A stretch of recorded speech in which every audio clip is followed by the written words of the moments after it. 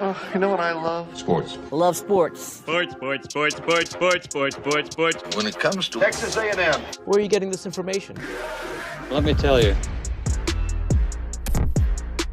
Welcome to TexAgs. It's here. It's time. There's always a buzz in the air when you hit this moment. He is a guy that has gotten better and better and better. He's just got that dog in him. We will develop men. We will graduate players, and we will win championships on the field. I think of him as this hawk. Before long, he's going to be swooping in on those quarterbacks. Coach Elko's my guy, right? Like, I love him. I love Michael Early. Like, I think Bucky's going to be incredible. It's football, man. And that's what Warriors do, and they don't want to sit out. And this is a real program. It's not fake. This is a real place. And if you want to be really good at football, this is a really good place to be. You know, if I'm betting on anybody, it's the Aggies. Number 3 still, buddy. Not surprised. Nah. Don't care. No debates online really about it. Just good old fashioned, hey, this team's getting screwed, this team isn't. Yeah. Texas drops a little bit, Ole Miss drops a little bit. Vanderbilt outside looking in. Yeah, look, if you win your next 2 games, which is obviously against Texas in the SEC championship game, you may be number 1. You'll be no worse than 2 because Indiana and Ohio State are likely going to play each other. Yep. As long as you're in that top 4, I don't have a lot of angst. Well, let's kind of talk about if you're in that top 4, the angst that could come with it, all right? Mm-hmm. And if you fall out of the top 4, okay? Yeah. So as of right now, A&M as number 3 would take on probably, if they won the SEC in the Sugar Bowl, would take on Miami versus Oregon as of right now. I'm fine with it. Okay. If they were to lose, let's just say, they would drop to 5 or 6, probably in that world. At 5, they would take on Tulane. Okay. Right? And take on... Or North Texas. Right? Texas Tech, sorry. And then if they drop to number 6, they would probably take on Miami. And the reason I just bring those up is I would just prefer to have a bye and worry about those teams closer to the championship. Well, I would prefer to have a bye, without a doubt. I still believe that A&M is better than almost everybody in the country. And, I more than ever, I'm just like, hey. Line them up, let's go. Line them up, let's go. I don't care who you're playing. Obviously, you want to be as high as seed as possible because you get at least what is perceived to be more advantageous matchups. But I think this A&M team is so good that it just doesn't matter. Let me just tell you how things look right now. Ohio State, right now, the 1 seed, would take on the winner of Notre Dame, Oklahoma. Okay. Indiana's the 2 seed, would take on the winner of Alabama, Ole Miss. Okay. Number 3 seed, A&M, would take on the winner of Miami, Oregon. Number 4 seed, Georgia, would take on the Tulane, Texas Tech winner. Who of those has the easiest draw, not based on rankings, based on, you think, game? All right, Al. I would, in theory, it's supposed to be Ohio State, right? In theory, but is it? Tell me those matchups again, right quick. So Ohio State would take on the winner of Notre Dame, Oklahoma. I'm going to pick Notre Dame. Okay. Okay. Indiana would take on the winner of Alabama, Ole Miss. That might be it. I like that one. Yeah. If that was my... If that was A&M there, I'd say, yeah, I'm fine with either that. Yeah. A&M takes on the winner of Miami, Oregon. Okay. I think A&M's better than both of those teams. And then Georgia takes on the winner of Tulane, Texas. Tulane, Texas?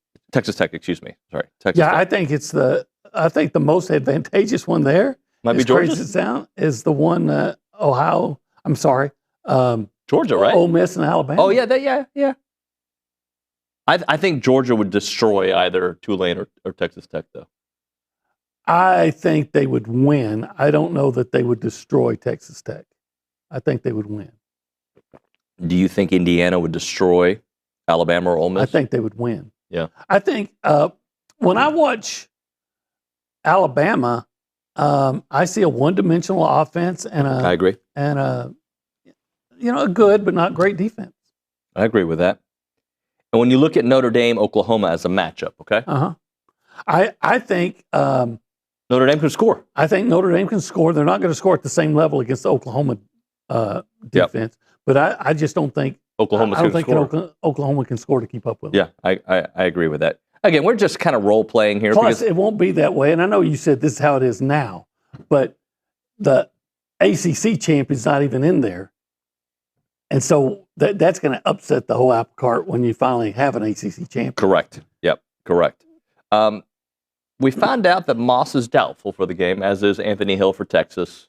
Any thoughts there? Well, both teams would obviously be a lot better if those guys were playing. Yep. But I want Le'Veon out there. Doubtful, what does that mean? 25% chance of playing? I don't know exactly, but it means he's probably not going to play. But I feel like most media people think that Anthony Hill is going to play, and he's also doubtful.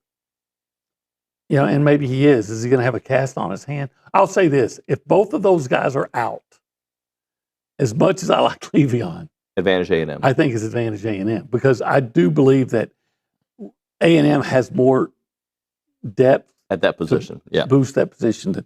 I agree with you. Yeah, just to confirm, doubtful is an estimated 25% chance of being available. Okay, so you were right. Yeah, 25% chance. Now, that can change, right? Sure. When's the next one? Thursday night, right? Would they do that for Thanksgiving, though? Or maybe they changed up. It's tonight. The next one will be tonight. Okay, but do they change it up because of the Friday games or no? Yes, yeah. It's come out earlier than it normally does. Gotcha. I would think, and I'll say this again, if of the two, if they're both doubtful, the one I would expect to be more likely to play is Anthony Hill. I agree with you. Because his issue is with a hand. Right. And, look, it's easier to play football with a hurt hand than it is with a hurt leg. Does it? Let me ask you this. Do you Unless you're a wide receiver, I guess. I think the answer is no, okay? But I'm just going to ask it anyway. The fact that, what was Texas on the, Nick, do you have the rankings? What was Texas on the rankings? Were they 17, something like that? 16. 16, okay. The fact that they're 16 and would have to jump over a lot of teams and need a lot of mass chaos to get in there, do you think that changes somebody's availability? Knowing that it's highly unlikely that you will be able to get into the playoffs? I think not. I mean, it could, but you see the soundbite with Lucci saying, this guy's a warrior and competitors compete. And if you're at all a competitor, you want to play, especially in this game. Now, maybe if it was their game against Sam Houston or A&M's game against Samford, but if you're a competitor at all and you have any team spirit, you play in the rival game. You do, if at all possible. Yeah, Anthony Hill to me strikes me as a guy that would. From my very few encounters, it's with him and Le'Veon too. Oh, Le'Veon 1,000%. He'll run through a fool's face. Yeah. No doubt. But A&M, okay, same scenario. A&M is secure in where they're going, but they're not insecure in what they want. They want it all. So that might play a role in Le'Veon, right? Yeah, but again, the deal with Le'Veon is, I think Le'Veon would love to play if at all possible. Yep. I could even see I'm not saying this is happening, but I can even see a scenario where Le'Veon is saying, Coach, I'm good enough to go. I got this. And the coach says no. Right. I could absolutely see that. We've got guys that can handle the job, maybe not quite as well as you do, but they good enough. Yep. And I don't want to risk you getting hurt further because we got bigger fish to fry later on. And think about this. Would a week make a difference for Le'Veon? Maybe, maybe not. Would 3 weeks make it? Probably so. Right. Yeah. Yeah. I went back because I'm not trying to be Detective Nuño here, but I went back to see how Coach Elko talked about Reuben Owens last year because he did play a little bit, and it sounded very similar to, but Reuben didn't really play either. He had 2 carries, right? Yeah, he had 2 carries. It was more just to see how he felt. I'm assuming, and not jeopardize his future. So, but if some college football players have people in their ears, I'm not talking about Le'Veon or Anthony Hill because I don't know Anthony Hill, but it might be like, dude, you're going to be an NFL draft pick. Why would you? Don't risk further injury. And the answer is because it's Texas. Because I want to help my team secure a place in the conference championship game. Because I want. You're talking about Le'Veon in that. Yeah. Because I want to be I want my team to win a championship. Yeah, I agree with that. The bottom line is, I expect for Anthony Hill to play, and maybe not as much about Le'Veon Moss. That's how I feel about what I've read. Yeah, and it comes down, again, to me, it comes down to where the injuries, the location of the injuries. Le'Veon's a running back with a bad ankle. Mm-hmm. All right, you got to get that ankle healthy because you got to cut on it and all those things. Yeah, like I said, you got to play football with your legs. Yep. You can put a big pad on a hand that's with a breakup, and we've seen it happen a lot. It doesn't mean you're going to be as good, though. Yeah. It's interesting, and I'm not saying any of this is propaganda, design propaganda, but I typically lean more cautious than I am optimistic. Yesterday was a very therapeutic day on this show, talking to Jordan Pugh, talking to Josh Pate, and just what my heart tells me. Like, I always bring back the South Carolina game, OB, because you know me better than anybody in the press box. And it wasn't that I thought we'd come back and win, but I wasn't as like, this is what could happen. It was much more of an because this team has earned the optimism that I think, you know what, I don't care who we play against. I like our chances. I like our coach. I like our quarterback. I like our explosive playmakers. I like our defense. Let's change the word like to love. I love them all. Okay.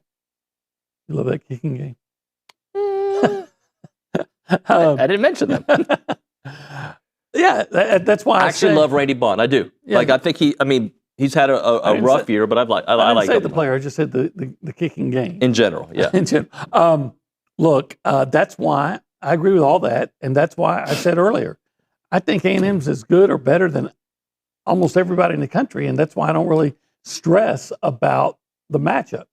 Why can Texas beat you? Well, they've got top 5 athletes or roster, like when it comes to the ability. I don't know, they're not a top 5 team. That's obvious, right? They have 3 losses. It's obvious why they're not a top 5 team.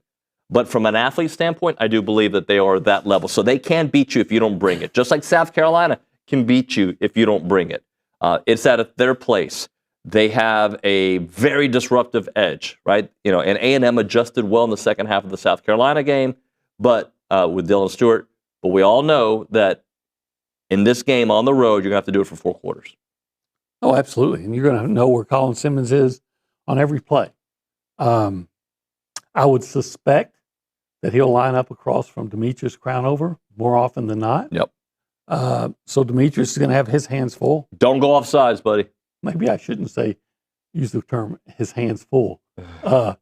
Mittens? He's going to be challenged. Yeah. And I'm sure he's going to get a lot of help over there. By the way, we look very Thanksgiving-ish today, don't we? Yeah, in our duck camp gear. Yeah, oh, you wear duck camp too? Yeah, it's a duck camp shirt. Yeah, I like that shirt. But it's very, very, like, I don't know, it's like a Thanksgiving vibe to it. Well, it is late November, and the weather's a little bit cooler. Yeah.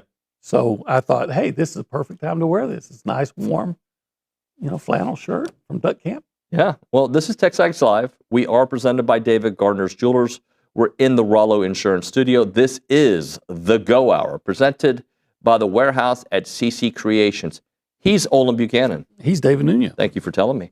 And we're sitting up high on the holistic planning. Cool zone. It's very cool here. If you want to talk to us, we will do it. 979-693-1150. That is the Buppy's Catering and Bartending Hotline. Yes, it is. And I'm going to see Buppy a little bit later on today. He's catering a little Thanksgiving meal at my house. That's right. Yeah.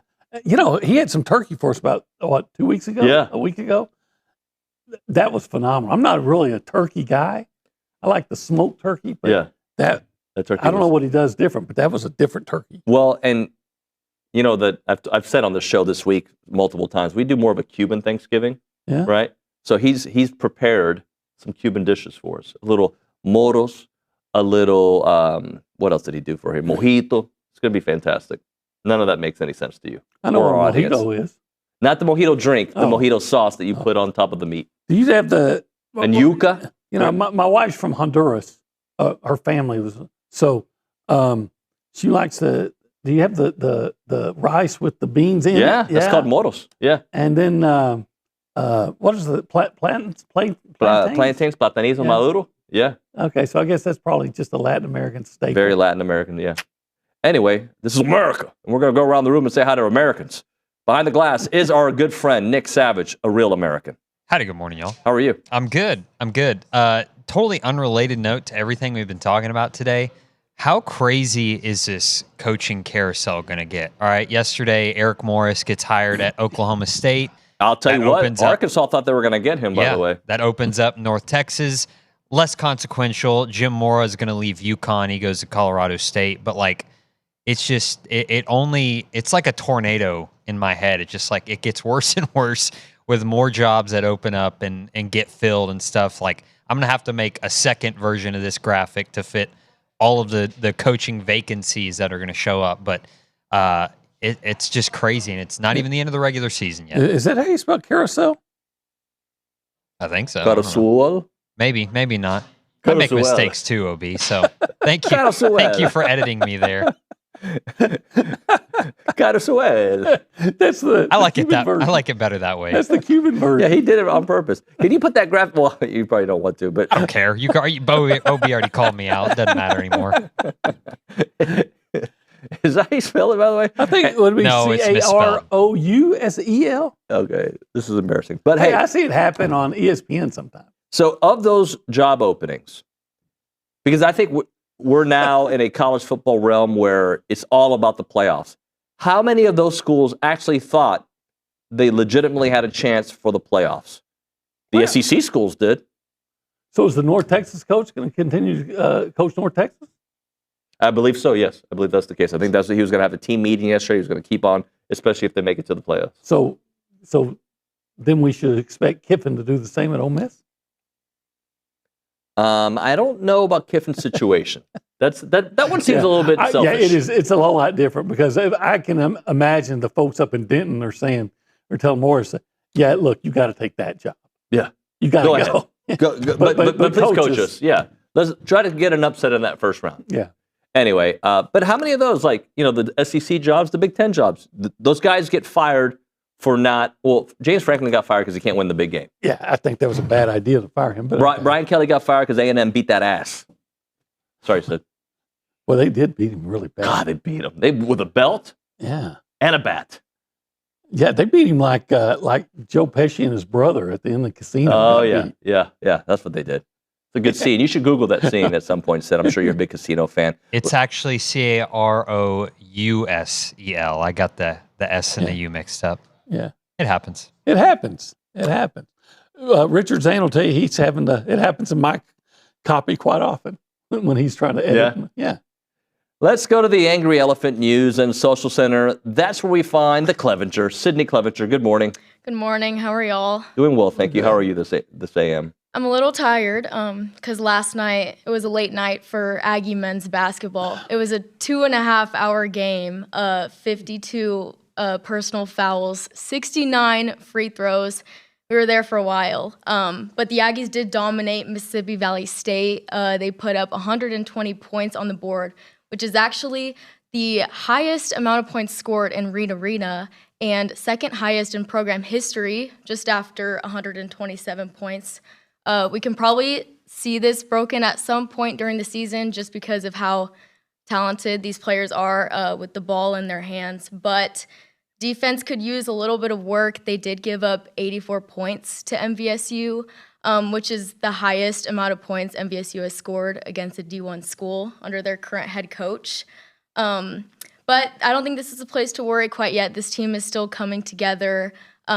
Key player Mackenzie Mbako just returned. He played for 17 minutes last night, scored 19 points in those 17. So exciting things coming for this team. Also, the 120 points came without Rylan Griffin and Rashawn Agee. They're probably likely to return this weekend in Tampa when they play Florida State on Friday. It will be at a neutral site, though. And as Mackenzie Mbako said in their presser last night, they're going out there to kill. So exciting things coming on Friday. Let's just kill everything this weekend. Just killing it. You know, Um, The way you said that was like you're in the killing community. Like you knew you were a part of it. You go to the meetings. I don't like to use the word kill. I prefer waste. I think It's one of those mornings. I think Lucci was calling me a hitman last week Why is that? because he called me over to his house because he didn't have a shovel and I have a shovel to kill a rat. Oh, I heard about that rat. Yeah. Or oh my, Rat's no longer with us. you did it? I killed him. Yeah. I wasted him. I wasted the rat. You whacked him. Whacked the rat. Hey, Hey, you dirty rat. kind of hard to transition from rats From rats? to good old beef. That's true. Yeah. So maybe we find something in between to talk about. You know, Queso mac and cheese. if I was a rat and I was about to die, my last meal, I would want some queso mac and cheese because rats like cheese. And you can't get better cheese than the queso mac and cheese at $17.75. And since you're there to get the $17.75 queso mac and cheese, you want to get some of that succulent brisket and some of that jalapeno cheese, sausage. And, you know, I really love those pork ribs. Yeah. Oh yeah. Oh yeah. Those are. How would this rat order the meal? Like, what would be the voice it would use to order this meal for Brad and Brandon? Gosh, I've never heard a rat's voice. I figure rat kind of sounds like, yeah, give me some of that queso mac and cheese. Yeah, give me some of that. He's from New York. Yeah, he's a rat. Anyway, I would ratify the menu at $17.75. It's tremendous. You said it like Louis gets. Joe Pesci and Lethal Weapon. Whatever Louis wants, Louis gets. Maybe if he wanted some $17.75 barbecue, he can get it, but he better get there early on Thursday through Saturday. Your accents change I know. mid-sentence. Yeah. Give me some of that queso mac and cheese. 979-492-6240. And I'm going to tell everybody about it. You know why? Because I'm a rat. 1775txppq.com. It's good.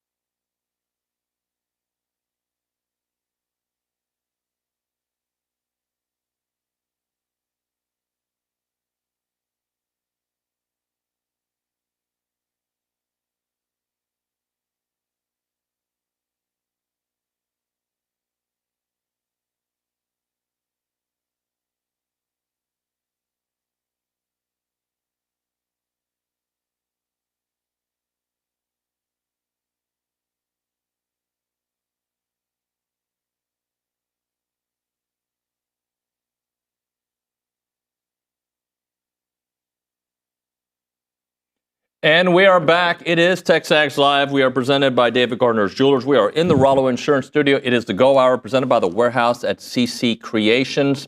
And as a reminder, the final segment of the program is brought to you by Double Dave's. That's at 10:50. But right now, caller number 12, 979-693-1150.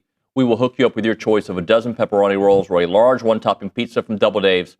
They've been serving Aggieland since 1984 with your favorite pizza and, of course, those world-famous pepperoni rolls. Reliable in-house delivery, bringing piping hot goodness straight to your door. Just click on doubledaves.com, and your favorites are on their way. Kendrick Rogers looks like he's arrived. He's in the office. Looks like he's back there with Nick, so we'll get to him here in a moment. Games you want to watch, OB, and let's start from the bottom and work our way to the top, shall we? All right. How about number 7 Oregon at Washington? Loss could really eliminate Oregon from the playoffs, even though they're number 7. And, Washington's no pushover. I did not know this until about 20 years ago. I was working on a story, and I was talking to a guy from an SID at Washington. And we were discussing who should be in, it wasn't a playoff at that time. It was like when they were just setting up 2. And I said, I kind of think Oregon. And he was offended. I didn't know that the people at Oregon looked down, not just geographically, looked down on Oregon. So really? Washington and Oregon has a thing there. So Washington's a pretty decent team. Oregon has had some vulnerabilities. This game could be a lot better than you might look on the surface. Next game is a battle that will tell us a lot, OB. You and I were having a discussion of what happens for the playoffs if this kind of played out a certain way. Yeah, number 4, Georgia's at number 23, Georgia Tech. So Georgia is 10-1. Georgia Tech's 9-2. Now, what if Georgia Tech upsets Georgia and both teams finish 10-2? Who do you put in? I mean, Georgia's way ranked ahead, but they would have lost to them, just had the same record and would have lost just in the last, week. By the way, last year, you remember what the score was? It was close, wasn't it? Georgia won 44-42. Haynes King, I think, had 5 touchdowns accounted for in that game. But I don't know if they really care about head-to-head. Which, if they don't, again, why are we playing? Then you know what? When they play the championship, and you decide who has the highest score, maybe let's vote on this. Let's look and decide who we really think's the better team. Does actually playing not matter anymore? No, it doesn't matter, OB. This next game also could have major ripple effects. I don't know if it will, but it could. More so than maybe you think. Number 10, Alabama versus Auburn. Look, it's the Iron Bowl. Anything goes. I've seen the underdog at either place win. Records tell you Alabama wins easily. Yeah. But Auburn, as we know, that's a tough team to beat. And they're really good on defense. Alabama's one-dimensional offense.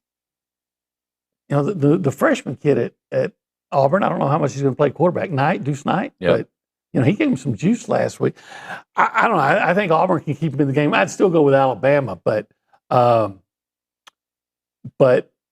don't be surprised if Auburn pulls off the upset. And if they do, then Alabama, out of the SEC championship game, probably out of the playoff.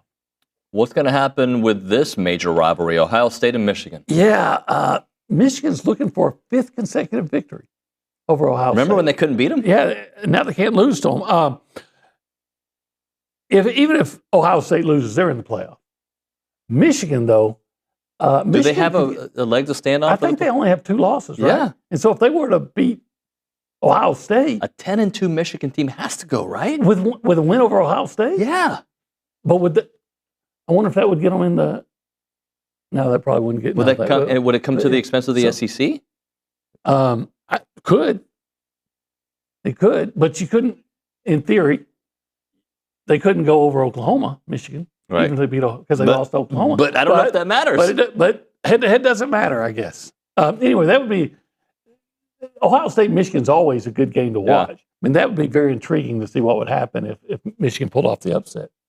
And the number 1 game that we all want to watch. Yeah, Texas A&M number 3 against number 16. Texas arch rivals, with so much at stake. Of course, the win puts A&M into the SEC championship game. I don't think Texas can get into the playoff with 3 losses. I don't think it matters. I think their fading playoff hopes are they're just hoping to keep them on life support. Yep.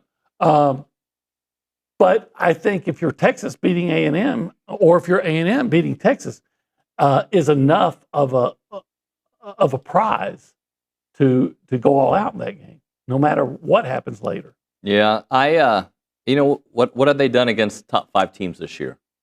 Well, they lost to Ohio State. I believe they scored 14 in that game. Does that sound right? 17, 14, something Yeah, like that sounds like about okay. right. And against Georgia, they scored 10, and one of those was a pretty short-sighted field goal. I mean, a touchdown, right? I think they got Anthony Hill got the turnover at the interception at the 34-yard line. But they have struggled in those games, but also against other top 10 teams. They've gone out and taken care of business against Vanderbilt and against Oklahoma. Yeah, and I don't care that Oklahoma's quarterback had a bad thumb or something. He was out there. He played. That's who you played, Yep. right? If we're going to say, hey, don't disparage A&M's win over Missouri yeah. because of the quarterback situation, then it's a legitimate win. But there's no, to Texas fans, there's still no excuse for losing to Florida the way you did. I agree. And that's going to keep you out of the playoff. We already kind of talked about Duck Camp and our fall gear. I'm a little jealous. I want that one. Yes, maybe not that nice. exact one. Yeah. Well, you want me to take it off? No, actually, yeah. Why don't you do that for our audience? Okay, Let them sure. see the. You know why? You know why I don't mind? The WB that you're wearing. Because I got a Duck Camp T-shirt. Oh, you're not wearing a underneath. WB. I'm Duck Camp. I'm Duck Camp squared. I thought you were wearing a Warner Duck Brothers Camp shirt. on Duck Camp. Anyway, Duck Camp gear. This is Duck Camp. Yeah, I know. I see This the D is on it. this is the one I wore to Missouri that I had to change. You shouldn't have done that. You didn't have to do that. Yeah, People are the only person gets. You don't mess with a win streak, OB. Well, that's true too, and that's why I've been wearing those black pants and my green Duck Camp.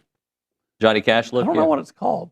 I don't know what the different styles are called. Yeah, we're not good with fashion. I just know it's green. It's green. And it's like zips halfway. Quarter zip? Is that what it's called? That would be a quarter zip. It's a green quarter zip Duck Camp. Yeah. That and my black jeans, the Aggies are undefeated in. Of course, they're undefeated in everything. So. It is Duck Camp. You can go to the website, duckcamp.com, built for the outdoors and designed for everything else. Use the code TexAgs25 for 25% off your order.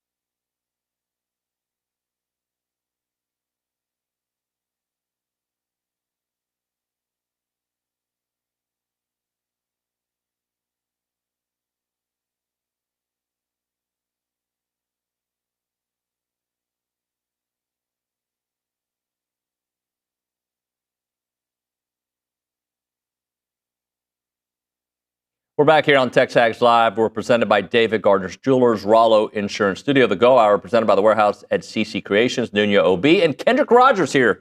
Talk a little Aggie football. What's up, man? Not much. How's it going? Good, man. I want to read you a couple things on the YouTube page that are coming up, right? Because people knew you were coming on the show.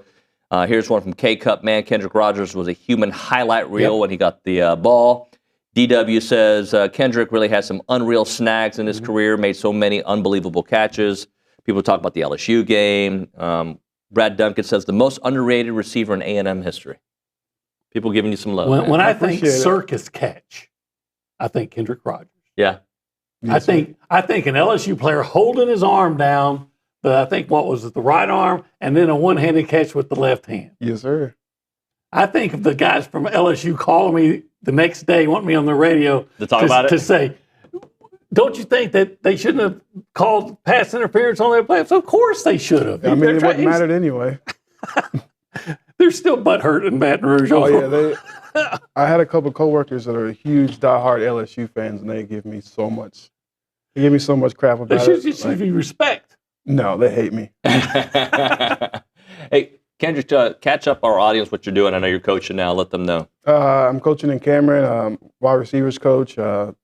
Basketball, I'm just starting basketball right now. We played 2 games so far. We're 2-0, and right now I'm just coaching and living life and enjoying my family. You love it? I love it. So were you hooping at Frankston as well as playing football? Of course. I was a multi-sport athlete. I played football, basketball, ran track. Yeah, in the small towns like White Oak, Frankston, Frankston's right there on Lake Palestine. Yes, sir. Yeah, you do everything. In East Texas especially, you're supposed to do everything. We probably ran the 400. No, not. I hated the 400. Okay, all right. See, I would have thought that you were perfect with that. So I was a 200 runner. 200? Yes, sir. Kendrick, how much fun has it been to watch Aggie football this year? It's been great. I mean, the battered Aggie syndrome is finally, no more a thing right now. Yeah. I can finally enjoy conversations with friends, coworkers. They don't give me as much crap because we beat the 8-4, 7-4. We've elevated our game. Elko's brought in a great team, great staff around them. It's just great to watch A&M football. Well, let me follow that up, OB. Let me jump in there. Sure. Because the crap that they talk now is more like trying to poke holes in the schedule, right? Oh, for sure. Yeah. Soft schedule. What did they say? Cupcake schedule, like cupcake week, whatever. But it is what it is. Everyone has a different schedule. Everyone. I don't know how to explain it. Well, I mean, whenever, OB, you take this from here, but LSU, we ended them. They were good. We ended them. We got Brian Kelly fired. They got Brian Kelly fired. I did. Yeah. Yeah, he ended the losing streak against LSU. Right. I'm assuming some of the people giving you a hard time might be Texas fans. And I wonder, did you ever just say, yeah, well, you're right, but we did beat Florida and they beat you, so doesn't that count for something, right? So my head coach is Aaron Babineau. He played at Texas. Yeah. Oh, yeah. And so, he's been giving me crap all week. I've been giving him crap really all year. And he's just saying how we have a soft schedule and that we're not ready for Texas this week. But we'll see. So what's the bet? Can't speak on the bet. There's a bet. There's a bet for sure. So for you who didn't play against Texas, do you have that same hate that our generation had growing up? Or is it starting to develop now because you work with these guys, you talk to them all the time? Growing up, no, I didn't have the hate. I actually enjoyed watching the Shipleys play, the Colt McCoy. So I didn't actually have the hate growing up, but now it's gotten, more such of a hate because of the fans were just so arrogant and annoying. It just... For you, LSU is the rival, right? I guess sure. for when you played. Yes, sir. Mm-hmm. I want to, first of all, I want to ask your opinion as a receiver. What do you think when you see the A&M receiving core this year? I mean, honestly, I'm grateful to see it. A&M's had great receivers come through, but now that we have a true core, strong receiving core, it's insane to watch. They're electric when they get the ball. You never know what's going to happen. They're physical, they're fast, they're just amazing to watch. And I wonder when you're coaching your kids as a receivers coach, what do you tell them? What is the secret to being an effective receiver and making those circus catches? Honestly, it comes with watching film. It comes with determination. It comes with being coachable and just having that grit, having that attitude, wanting to be that dude. Basically, I just tell them to go have fun, be relaxed, and enjoy it. Because most kids nowadays are tensed up. They watch highlights and they try to compare themselves to other people. Just be yourself, be relaxed, and enjoy football. I want you to put your coach's hat on and look at the Texas wide receivers. Like, how do our DBs match up with their wide receivers? I mean, we got 2 blankets out on the field. We got a great safety, and then we got a great D-line. So, I mean, their receivers haven't really proven much this year. I mean, the last couple games they have elevated their game, but it hasn't been a crazy stat sheet for them. Like, I don't think their receivers are electric like they have been in the past. I feel like our DBs have a great chemistry this year. I feel like our defense is playing amazing, obviously, but I feel like our chemistry is going to be way better than their receiving core. Your thoughts on Marcel Reed as a receiver? Quarterback's very important to you. Yeah. So what were when you see Marcel play, just your thoughts and I guess your evaluation. I mean, I feel like this year compared to last year, it's night and day. I mean, last year he had his ups and downs. This year he's been consistent. I like to see him use his legs more, but as a receiver, he's throwing the ball to the guys that make plays. Like, he's reading the field way better. He's making great throws. His deep ball is amazing to watch. I just feel like I'm watching like a new version of Johnny. Yeah. I mean, no comparison to Johnny because Johnny's Johnny, but that's what I feel like I'm watching. The new version of it, right? Like, yeah. I'm trying to think back to your career and see, like, all right, who's the human highlight film on A&M's roster? And I'm thinking to myself, Casey's got so many. Mario's got so many. And, oh, by the way, Ashton Bethel Roman's got so many, right? It's hard, but KC, he's that dude. Yeah. He's that dude. Like, nobody wants to punt to him. They keep punting to him, and like they keep giving him one-on-one coverage. It just makes no sense because that dude he's legit. Like, I'll give it to him. He's legit. Well, and OB, like, the thing that I love about KC, the highlights are amazing, is his physicality, the way he runs at people. Right, yeah. He really threatened with his speed. Like, he's coming off the ball hard. He's running hard. He's attacking leverage, and every route looks the same for him. And like you said, he's a physical runner. I got to think, though, wherever you were, probably in Caldwell where you live, watching the game against LSU on TV, or maybe you were in Baton Rouge, I don't know. I wish I was not.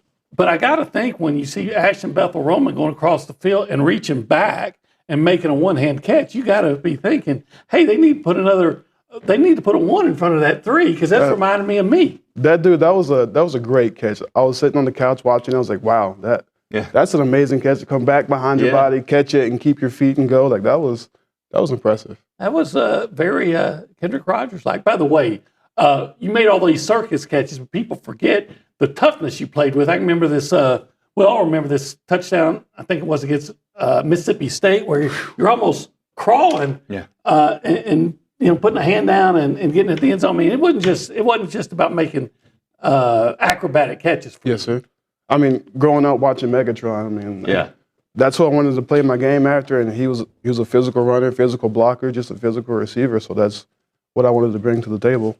Did you have a pro team that you watched? That was your team, or were you more of a players? I was more of a players type of guy. Like, my favorite teams was Saints, but we're not going to speak on how the Saints are doing right now.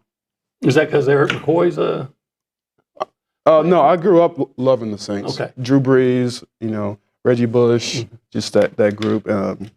Sean Payton. I just like the Saints, but now Eric's on it. I can enjoy watching Eric play, and that's just how it goes. What would 12-0 mean? Like, just obviously we know there's a lot of meaning to it. 12-0, first time in the SEC, going to the SEC championship game, but just that number 12, our university, doing it against your real rival. Like, what would that mean? Of course, just what 12 means to this university. So it would be very special for the team to be 12-0 first time.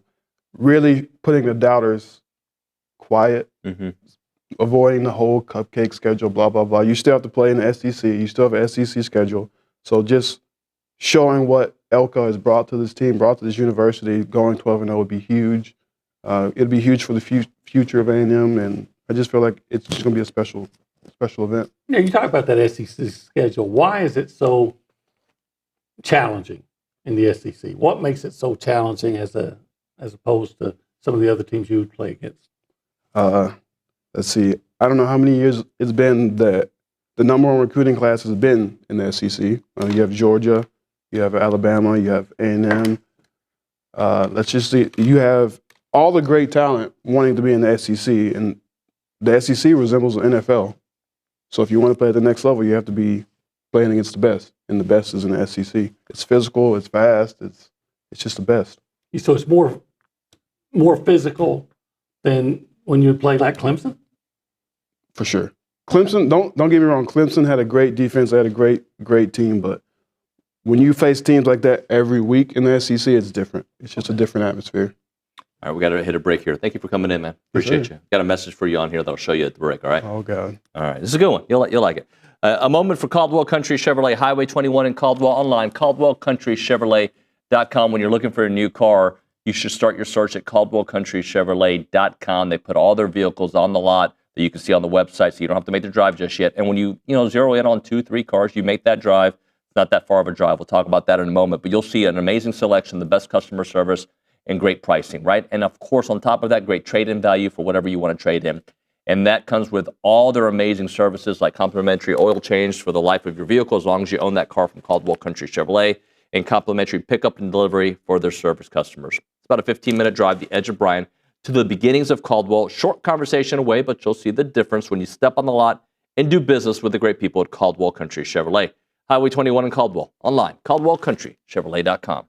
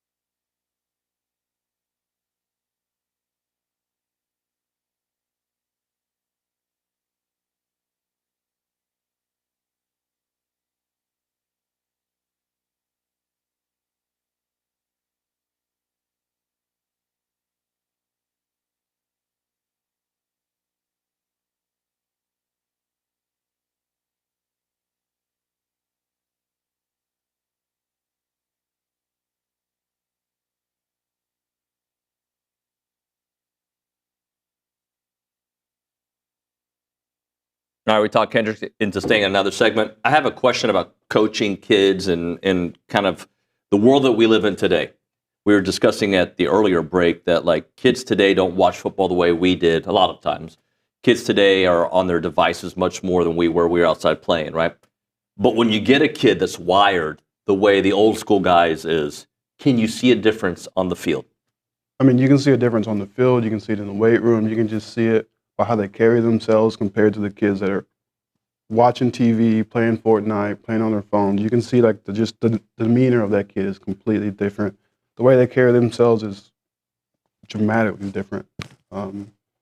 They're more engaged. They ask the questions compared to the kids that don't really care. They're just playing football to play it.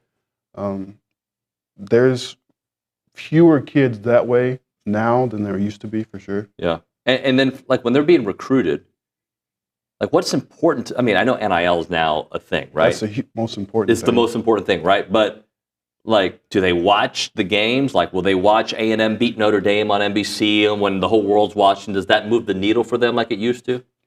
I feel like it's more of, like we said, NIL, and then just more of the highlight reel, the cliquish type of thing. Like, I don't think it really matters of how good is this program going to be for me, like, in the future, how good is the program going to be for me academically. I don't think they really look into that aspect of it like we used to.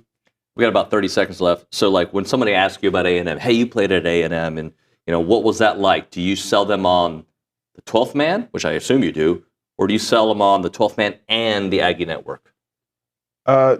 More so the Aggie Network, because the family is just, it's great. Like, right. There's nothing else like it. You can go anywhere in the world and you'll find somebody with an Aggie ring. Like, it's just, it's special. It's meaningful. Yeah. Thank you so much for coming in. Yes, sir. Appreciate it. We'll do it again, all right? Sounds good. We'll hit a break. We'll come back. John Harris, footballtakeover.com and Houston Texans sideline reporter. After that, we'll get Max Wright, the former tight end. That and more. You're listening to TexAgs Live, presented by David Gardner's Jewelers.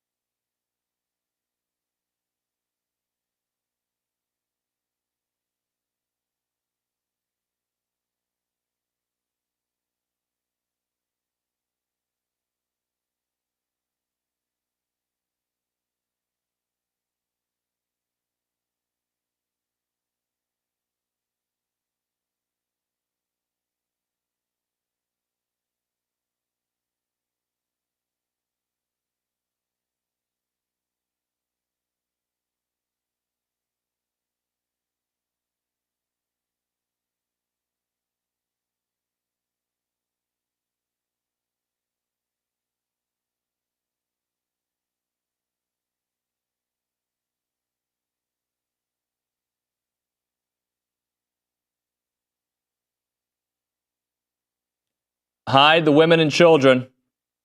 Billy Lucci's in studio for a few minutes.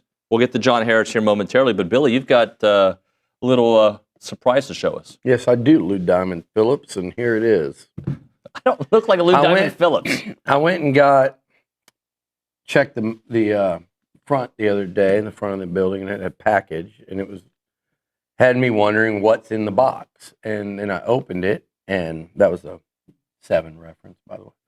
Really cool box here from our friends at Cotton Holdings. You check this out. Can you zoom in on it? Do we have any ability here? You got all the Aggie and Longhorn logos all over it. There you go. And are you zooming in, Nick? Do I need to do it over here? Never mind. Are you going to zoom when you sit down? Okay. So anyway, there's the package.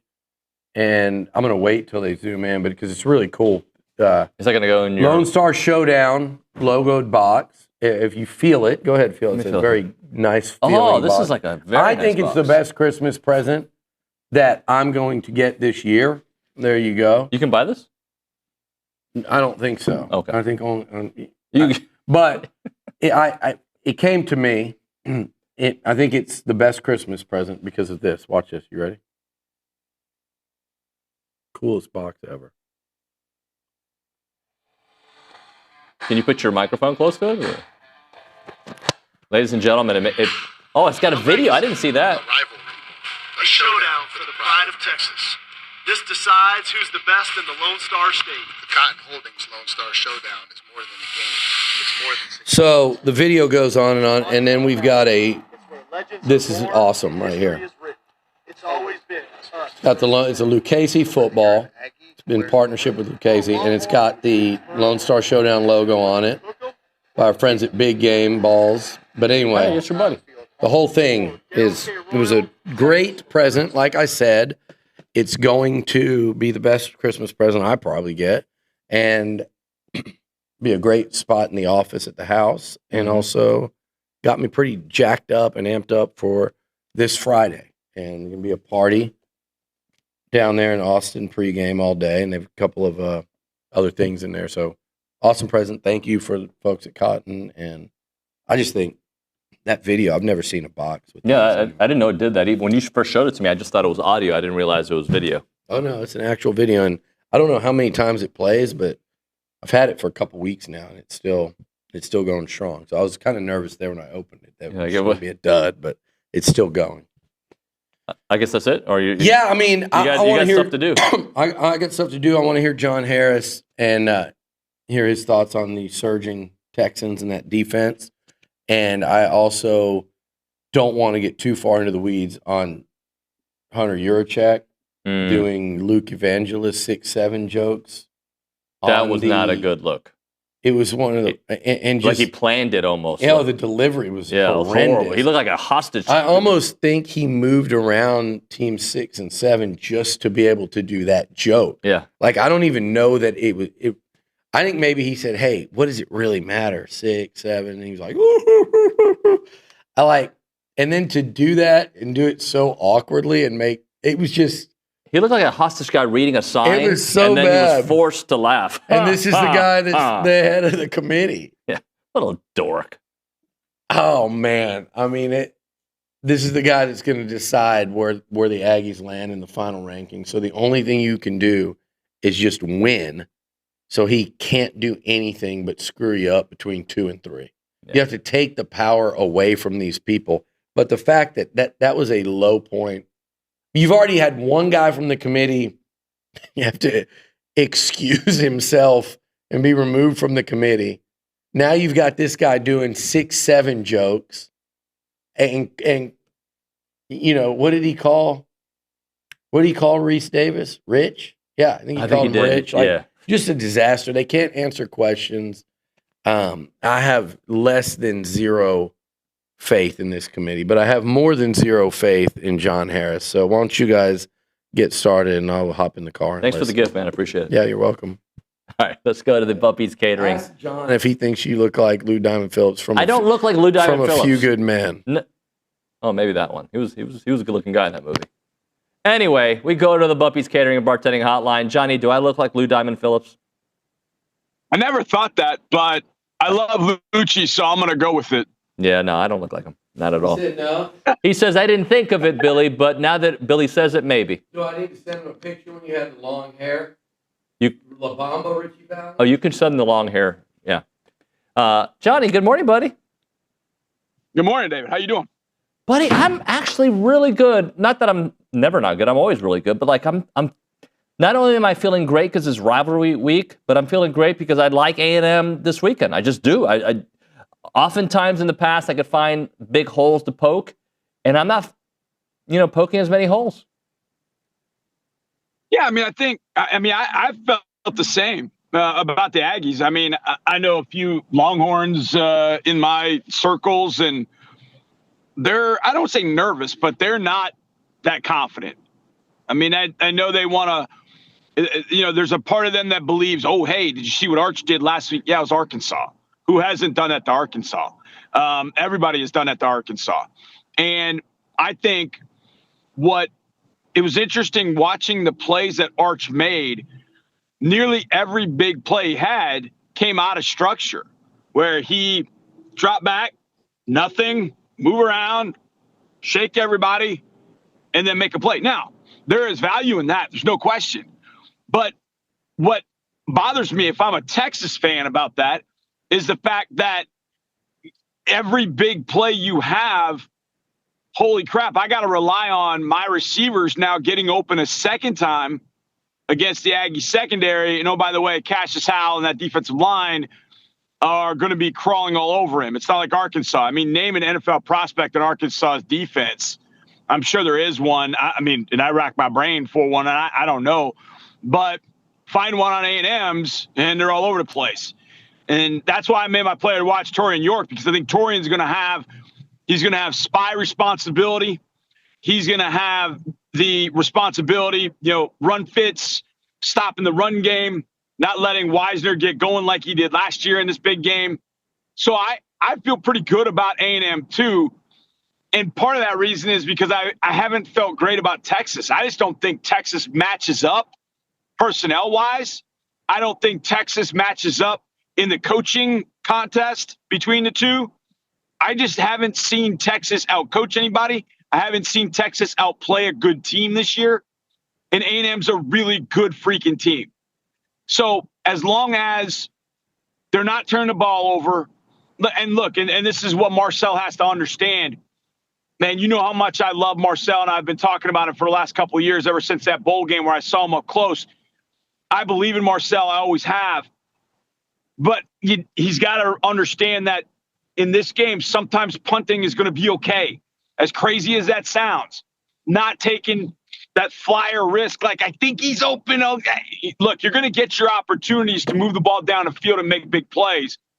But what you're not going to want to do is recover from a 10-0 deficit because you threw a pick back across your body that they're able to take back for a pick six, or put Arch in the low red zone where he makes a play and they score a touchdown off of that. That you might not be able to recover from. But if it flips, if Marcel just says, you know what, it ain't there, let's punt, pin Arch back in there, Arch makes the mistake, now A&M is right where they want to be. So I do think, yes, there's a lot on the line here, including Marcel and Heisman and all that kind of stuff. And that's really hard to kind of put in the back part of your brain. But you just got to play your game, a smart game, and the plays will come. You've got enough stud athletes that can put the pressure on Texas. You got to contain Simmons on the edge. And if you do, I think Marcel gets the time to throw that he needs.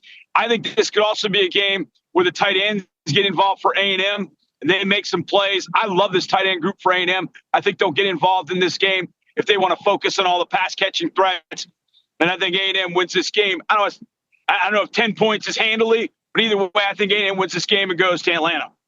Talking to Johnny Harris here on TexAgs Live, Houston Texans sideline reporter, footballtakeover.com. All right, so some detractors would say, Johnny, what do you mean Texas hasn't played against the top teams? They've beaten a top 10 Vandy team. They've beaten a top 10 Oklahoma team. And who has A&M beat? If they throw that angle out at you, what would you say? Well, I think Notre Dame is one of the top 5 teams in the country if you want the God's honest truth right now. I wouldn't want to play Notre Dame right now. and really has nothing to do with 70-7 last week. But I felt like Notre Dame was a good team coming in. Even at 0-2, I remember thinking, man, they went down to Miami and lost to Miami with a first-time starting quarterback. And then against A&M, they put up 40 and lost because Marcel went into Marcel mode in the fourth quarter. They lost that game. But I'm like, Notre Dame's – and they've gotten better. So, to me, that's a team that A&M beat back, I don't know, whatever week it was. It feels like 8 years ago in a sense. And then again, it also feels like just yesterday. But to me, that's the win. And look, I'm not going to sit here and tell you that Texas, didn't beat anyone. But in all honesty, who are the best teams that Texas faced this year? They faced Ohio State. They got drummed. They got absolutely drummed. Then they played Georgia at home and got beat 35-10. So, yeah, Texas beat Vanderbilt. Okay? They needed to recover an onside kick in the last couple minutes at home to be able to do that. And I think Vanderbilt's a really good football team. And it's going to be interesting for them watching games this weekend. And if chaos happens in front, my God, Vanderbilt could be playing in a CFP, which is wild to think about. That said, that's Texas' best win. Okay? I think Notre Dame will beat Vanderbilt by 2 touchdowns. So from that standpoint, Texas beat Vanderbilt at home. Notre Dame gets beat by A&M on the road. So if you want to compare that, okay, fine.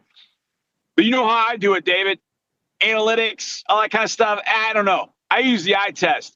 And I look at teams right now, and I look at Texas and go, the receivers can't get open. That's why Arch a lot of times has to go to off-platform stuff. I think the offensive line is completely average at best. I think the defensive line is good. I think linebackers are good. I think the secondary, solid. Muhammad's going to be a tough matchup for whoever he goes against, whether it's Concepcion or Craver or even Bethel Roman. But they don't have enough. They don't have last year's defense. They don't have enough guys on the inside. They don't have Tavondre Sweat and Byron Murphy clogging up the inside. I think it's an average interior. I think Simmons is a superstar, but you can take out a superstar when there's just one. I don't think anybody else can hurt them. Ethan Burke, I think, can be good off the edge, but he can be inconsistent. So I just feel like A&M has the advantages in all the spots that you would want to have an advantage. And last and certainly not least, I think Mike Elko and his staff are double the staff that Steve Sarkisian is and his staff. I just don't. Pete Kwiatkowski is a very good defensive coordinator. I think Jay Bateman has proven this year that he is a really strong defensive coordinator. And I think Colin Klein is the better play caller of the two by far. So if you're doing old school NFL today, Jimmy the Greek, here check marks for which units are better. To me, I got way more check marks going on A&M side. And that doesn't, to me, matter who Texas beat Vanderbilt or just beat Arkansas last week. Texas has gotten thumped by good football teams this year and hasn't looked good against good football teams. To me, that makes Texas good, not great. A&M's great. Talking to John Harris here on TexAgs Live, presented by David Gardner's Jewelers Rollo Insurance Studio.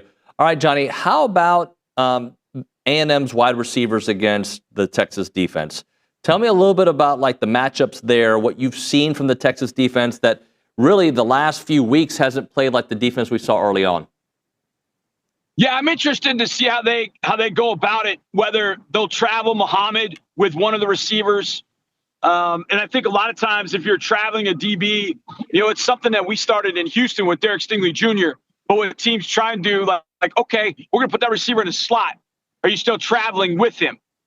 And that becomes kind of dicey because it's like, well, all right, that's a man indicator. Or even if he just goes to that side, it may be his own indicator. So there are some things there where Texas, if they do decide to travel Muhammad, you might get some indicators for Marcel. At least the first, second drive, you kind of figure out what they're doing. But I think the key for Texas ends up being Littleton and where they put him. And that could end up being, I think he's a really good first-year player for them. I think as a nickel, he's a really good cover guy, but I don't know that he can cover Craver or Concepcion as well as they pretty much want him to. This might be for Texas, bend but don't break. If I'm Texas, this might be bend but don't break. I can't give A&M big plays. Think of that South Carolina game. How did A&M get back in that game? It was big throw, big throw, big throw. If I'm Texas, I'm probably, they're going to have to beat me with 1,000 paper cuts. And that might mean a lot of zone, keep the deep balls in front, keep the receivers in front, and then come up and make tackles. I think Michael Taff is going to be big in that. Very good tackler, very physical, covering on the tight ends. I think he can do a good job covering tight ends. But if you get him isolated on receivers, I think you can beat 16. That said, I think the secondary is good. It's not great. They've had better secondaries, I think. But I think their MO is going to be, Marcel, you're going to have to prove it 10 to 12 play drives. And I think Marcel will do it. I think Marcel will play within himself and take the 10 to 12 play drive. And if it ends up in a field goal, that's fine. As long as it doesn't end up with the Texas fight song at the end of any one of those plays, he's good, meaning they turned the ball over, did something that they shouldn't have done. But I think that secondary, trying to match up, can't match up with every weapon A&M has when they go 11 personnel. You just can't. 11 personnel is one back, one tight end, which puts 3 receivers on the field. And when they put 1, 7, and 3 out on the field, nobody can match up, in all honesty. If I'm being truly honest, I don't think anybody can match up with that. So from that standpoint, I think Texas is going to play a lot of zone. I think they're going to keep it in front. I think they're going to be a little bit worried about rushing Marcel, losing their leverage, getting out of whack, and Marcel takes off on gains. I think they're going to spy both their linebackers on Marcel. They're going to play zone. They might mix in a blitz every now and again just to keep A&M off base. But if they want to blitz all day, I think Marcel's going to throw for 500 yards and have 3, 4, 50-plus yard touchdowns like he did against South Carolina. Talking to Johnny Harris here on TexAgs. All right, Johnny, so from all these rivalry games that have some potential playoff implications, where do you see the potential upset? Do you see potential upsets, and which ones do you see? Well, I think everybody's talked about the Egg Bowl, and that's for, I don't know, football reasons, but Mississippi State is a live dog in a lot of sense. They got nothing to lose. They haven't won that game in a few years. Jeff Lebby is on the side of Mississippi State knowing that he's coming back, and he's done a good job. Now, I believe I think they're 5-6, so I think they need the win to be bowl eligible. And of course, Ole Miss, well, we know what's going on with Ole Miss. And then we don't know what's going on with Ole Miss. And we've seen situations in the past. 2007, I go back to a lot. West Virginia's number 2 in the country. All they got to do is beat Pitt at home to go to the national championship game. But there's this little thing of Rich Rodriguez might be going to Michigan. He might get that job. That's kind of hanging out there. And Pitt goes in and upsets West Virginia and knocks West Virginia out of the national championship game. So I think Mississippi State, Ole Miss, I think that's one to definitely upset-wise. And look, the game's being played at Michigan. So from that standpoint, I'm giving Michigan a shot. I don't think it happens. However, keep an eye on the receivers for Ohio State. Jeremiah Smith and Carnell Tate, 2 of their top 3 or 4 players on the roster, did not play last week and may not play this week against Michigan. You take those 2 out, and Michigan controls the ball on the ground, then all of a sudden Ohio State starts getting tight. And they've lost 4 in a row. So Ohio State gets tight, maybe Michigan, and start riding that crowd a little bit. Michigan's played Michigan football this year. It's not sexy. They run the ball. They don't do a lot. But Bryce Underwood's a good enough athlete to make it hurt. So that Michigan game becomes awfully, awfully interesting from that standpoint. I do think Ohio State wins it. I don't think Ohio State is going to find a way to not even with Jeremiah Smith and Carnell Tate out, but Michigan's going to make it dicey. And if it's dicey in the fourth quarter, if it's close in the fourth quarter, all of a sudden that thing gets real interesting on Saturday. So those 2 stand out. I think Oklahoma LSU is going to be, it's going to be a fun ball game because I don't think Oklahoma's offense is worth a damn. John Mateer still isn't 100% healthy, and even if he is, he's not throwing the ball exceptionally well. They're not running the ball. But the defense is so damn good. And now that Whit Weeks is back, I think LSU can keep that close enough that if Michael Van Buren could just have one drive, Maybe they win that thing, 14-13 or 17-10 or something like that. That's the kind of game Oklahoma's playing right now. And that puts a lot of pressure on the defense. So, maybe LSU, one last ride to go get a win at Oklahoma and really kind of upset the Sooners apple cart. There's a part of me that wants a number of top 10 teams to lose, and Vandy goes and upsets Tennessee, and Vandy gets into CFP. Man, that would be incredible if that happened. That said, I think that Oklahoma LSU game is going to be ugly. I mean, I don't know what the weather's going to be. I just don't think Oklahoma can score. And that makes that game like last week's against Missouri. I think it's going to be a game just like that. And if Coleman doesn't drop a pass in the end zone, I think Missouri's right there at 17-14 with everything they want. But Missouri couldn't hang on. Oklahoma's defense just ran it out, and Oklahoma set up an opportunity to go to CFP with a win. So I think those are a few games I have my eyes on, obviously, that are going to determine what might happen next week and on into the future with the CFP. Johnny, happy Thanksgiving, brother. Love you. We'll talk to you soon. Yeah, man. Happy Thanksgiving to you, my friend, your family, and all the Ags out there. And hopefully Friday night will be a good one. This is the way it's supposed to be. This is the way it's supposed to be. Friday night, Aggies Longhorns. This is the way it's supposed to be, man. I'm pumped about this one. It's going to be fun. Talk to you soon, man. Happy Thanksgiving. All right, brother. That's Johnny Harris there on the Bumpy's Catering and Bartending Hotline. We'll hit a break. We'll come back. Max Wright, I believe, has probably been waiting for a few minutes. We'll get Max on the program. If you're looking for a reason to move back to Aggieland, or you already live in Aggieland and need a new opportunity, you should reach out to the Association of Former Students.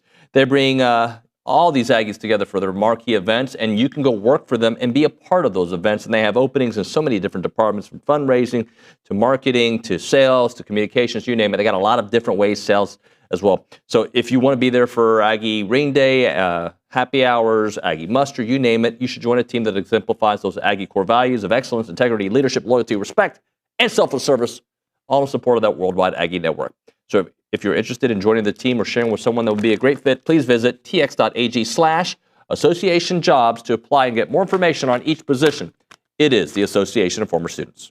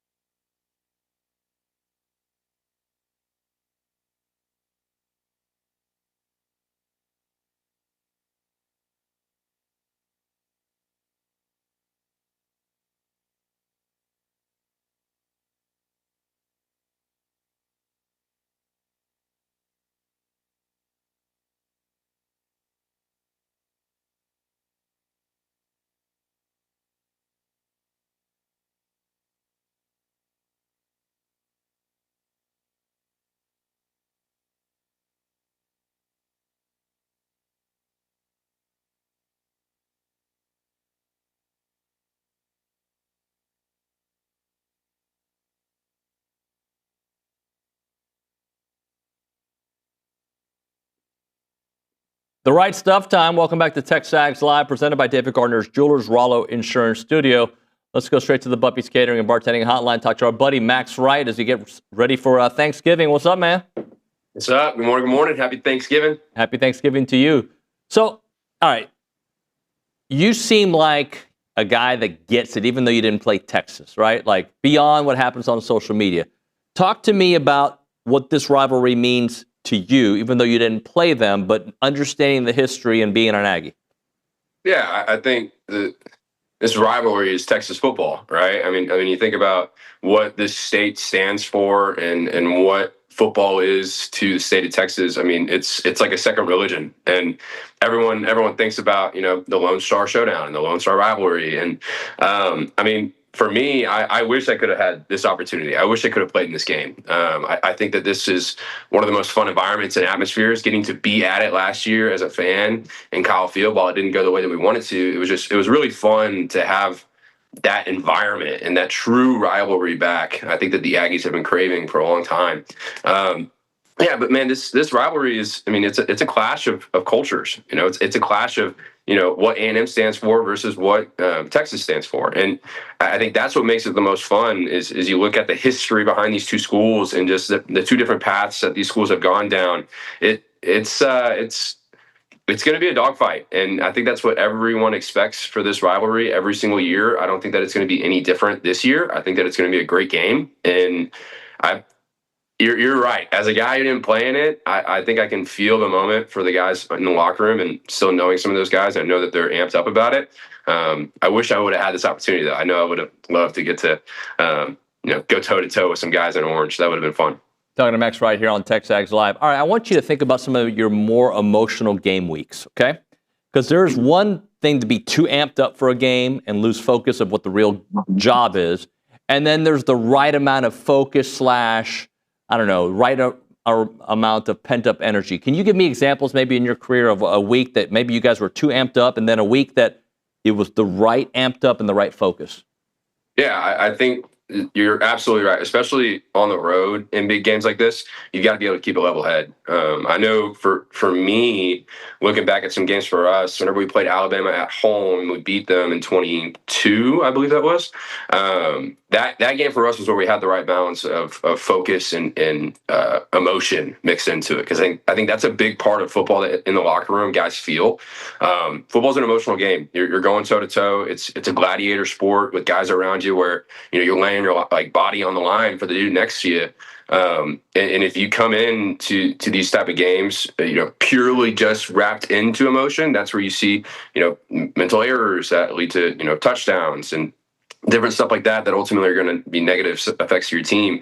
But if you don't come in with a little bit of emotion, you'll get pushed around a little bit. Like there's a certain balance of, all right, hey, this is a big time game and I'm amped up for this, but also, still being able to keep your head and remember, okay, this is football. I know my assignments. I know what I need to do. I can't make, dumb mistakes with critical penalties after a play because I'm so wrapped up in the moment. You've got to balance it. And that's where, the maturity side of this A&M team comes in, I think, is where this is a team, it's a veteran team that's played a lot of football and has played a lot of games on the road this year against good opponents. The emotion aspect of it for me, there's been a few games that we came in with the right attitude, but then we didn't maintain that attitude throughout the entire course of the game. I think back to Auburn in 2018 or 2019, whenever we were up by 17 points in the fourth quarter or 3 possessions in the fourth quarter, and we ended up losing the game because we're on the road and, we get all amped up, and that emotion side of it, you kind of check out because you think, man, we've got this in the bag. And you can't afford to do that against good teams. And they have to, until the final whistle, until the game is completely done, they have to maintain that emotion, that energy, and that discipline and focus to go out and win this football game. It's going to be a dogfight, and it's going to be a dogfight for the entire length of the game, for all 60 minutes. So it's going to be a fun game to watch. Talking to Max Wright here on TexAgs Live. Max, what about Texas? I hate using the word concern or scares, but what about Texas makes them a dangerous matchup beyond just we know they have a lot of talent and it is a rivalry game? Yeah, I think the biggest thing for me is the fact that they're playing at home. I think that Texas, whenever they're at home, is a completely different football team than whenever they're on the road this year. I mean, you look at the stats of Arch Manning, his QBR on the road this year, he doesn't have one game over 70 on the road for QBR. But then you look at his stats whenever he's at home, and it's the complete opposite. The majority of his games, he's in the range of 85 to 95 for his QBR. So I think they are, when they're at home, they're comfortable. They're able to maintain their poise a little bit. I think that, it's harder to rattle a quarterback whenever he's within his own stadium. So the biggest thing for me is that Arch plays different football whenever he's, in that stadium. And granted, I don't think that he's faced a defensive line like ours who can get after him the same way as some of these other teams who he's played at home. So for me, I think that that's the biggest piece of this, and the most critical point is our defensive front has to get after Arch and pester him. If you can make that kid uncomfortable, and if you can get after him and make him run around the pocket and be concerned with, dynamic blitzes and different looks, which I know Elko is scheming up, and I know he's been putting in some things in place that are going to, hopefully keep this kid a little scrambled mentally. That's where the Aggies are going to be able to win the football game. If you can limit them offensively and prevent Arch from getting, on a roll, then I think the Aggies are going to be just fine. But that's going to be the biggest piece is, you got to get after the quarterback and you got to find ways to make this kid get stressed. Because if you remove him from the game, I think that their offense, they haven't been very efficient running the football this year. I think that their offensive line isn't as good as what they've been in the past. And I think that our defensive front does have the edge, but they've got to come out and play good football. And this Texas team is going to come out fired up, and you've got to take those punches early because they're going to happen. It's a good enough team where they're going to have punches. Sark's going to have his first 15 that's going to be dialed up. So you've got to be ready to respond, and I feel confident that this team will. Max, I do want to close up with something you talked about earlier, that fourth quarter against Auburn years back, right? And just considering this team, not that I think that it can happen. Of course, it can happen to any team. It happens to great teams all the time. But like this team, I feel like what we've seen from them time and time again is that fourth quarter guillotine choke of their opponents and how impressive they have been to close out games. Yeah, I mean that's the Elko culture, right? Like that's what this guy's brought in, and you're 100% right. The mindset behind this football team is finish. And that's what he's been preaching in their summer workouts, in their fall camp, since this preseason and at the end of last season was finish. This team remembers that feeling of starting off last year so hot and finishing on a low note. And I think that's been etched into them and into their character now, is they are not going to let someone prevent them from finishing out the season how they think that they should. And it feels like the perfect setup for this game and this season is you look at the great start of the season last year. It was awesome. A lot of the guys from that team came back and they didn't finish how they wanted to. And now it's okay, great, great finish for the most part up until the end of the season. Now you have an opportunity to get your revenge game on the road against a team that, there's just a little bit of bad blood there. And you have the chance to prove to the country, okay, we're a legit contender, and which we already have kind of proven. But now it's, man, we had a 12-0 season. We're going to go in the SEC championship game to win, first SEC championship game for Texas A&M since they've been in the SEC. First opportunity to go in there and win an SEC championship, which would be awesome. So there's just so many levels to this, and I am so excited for this team. I'm so pumped up to see what they do on Saturday. I think that this is the perfect story for these guys to capitalize on, and I think that mentally they understand that, and I think they're prepared for it. So I'm excited to see my guys go out there and hopefully get a win on Saturday. Or Friday. Sorry. Friday. Not Saturday. Friday. Yeah. Hey, happy Thanksgiving, brother. Thanks so much for some time. Absolutely. Thank y'all. Gig 'em. Gig 'em. Max right there on the Puppies Catering and Bartending Hotline. We'll hit a break. Maybe talk a little basketball, maybe talk a little life. I don't know. We'll see where the segment takes us. Right now, we're talking heritage films and agricultural families understand something that city folks often miss, but, I think everybody kind of gets it, right? Life moves it in seasons, and each one matters, and at Farm and Ranch Films, that is the newest offering. It's been around for a little bit. That helps you bottle those moments before they're gone. So imagine your grandchildren not seeing what your operation looked like, but understanding the principles that it was built on. Chance and his team, Chance McClain, my buddy, they've just done amazing work. They don't just interview people. They create these cinematic legacies of family businesses, family ranches, and of course, of just people in your family. You can do a documentary on your dad, your grandfather, your mother, whoever it may be. Chance and his team are the best. And one thing I can guarantee you, Aggies love sharing their story for the future generations. And that's why His number one clientele is our Aggies. So check him out at yourheritagefilm.com. Yourheritagefilm.com, 713-893-8341. 713-893-8341.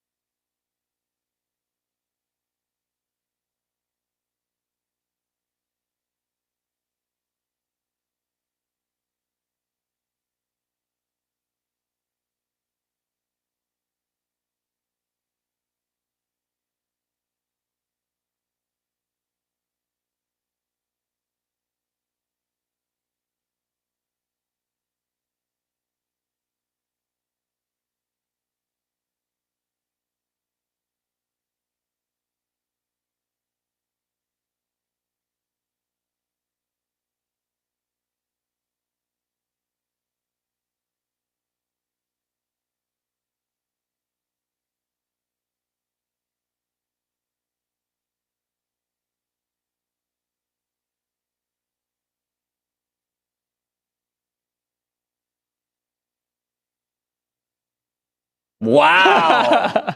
For that TV, can you go back to it? Can you fade in for our TV audience? Luke Evangelist is sitting the exact same way as our still picture. Do it one more time. Come on, this is too much fun. Like the fading it. It's like exactly. It's ridiculous. It's like he doesn't change. It's TexAgs Live. We're presented by David Gardner's Jewelers. We're in the Rollo Insurance Studio. Luke Evangelist, our basketball. What's your title when it comes to basketball? Analyst. Basketball analyst. You analyze basketball. Yeah. Must be nice. Yeah, it is nice. Pretty good gig, when they right? score 120 points. Well, so let's talk about that.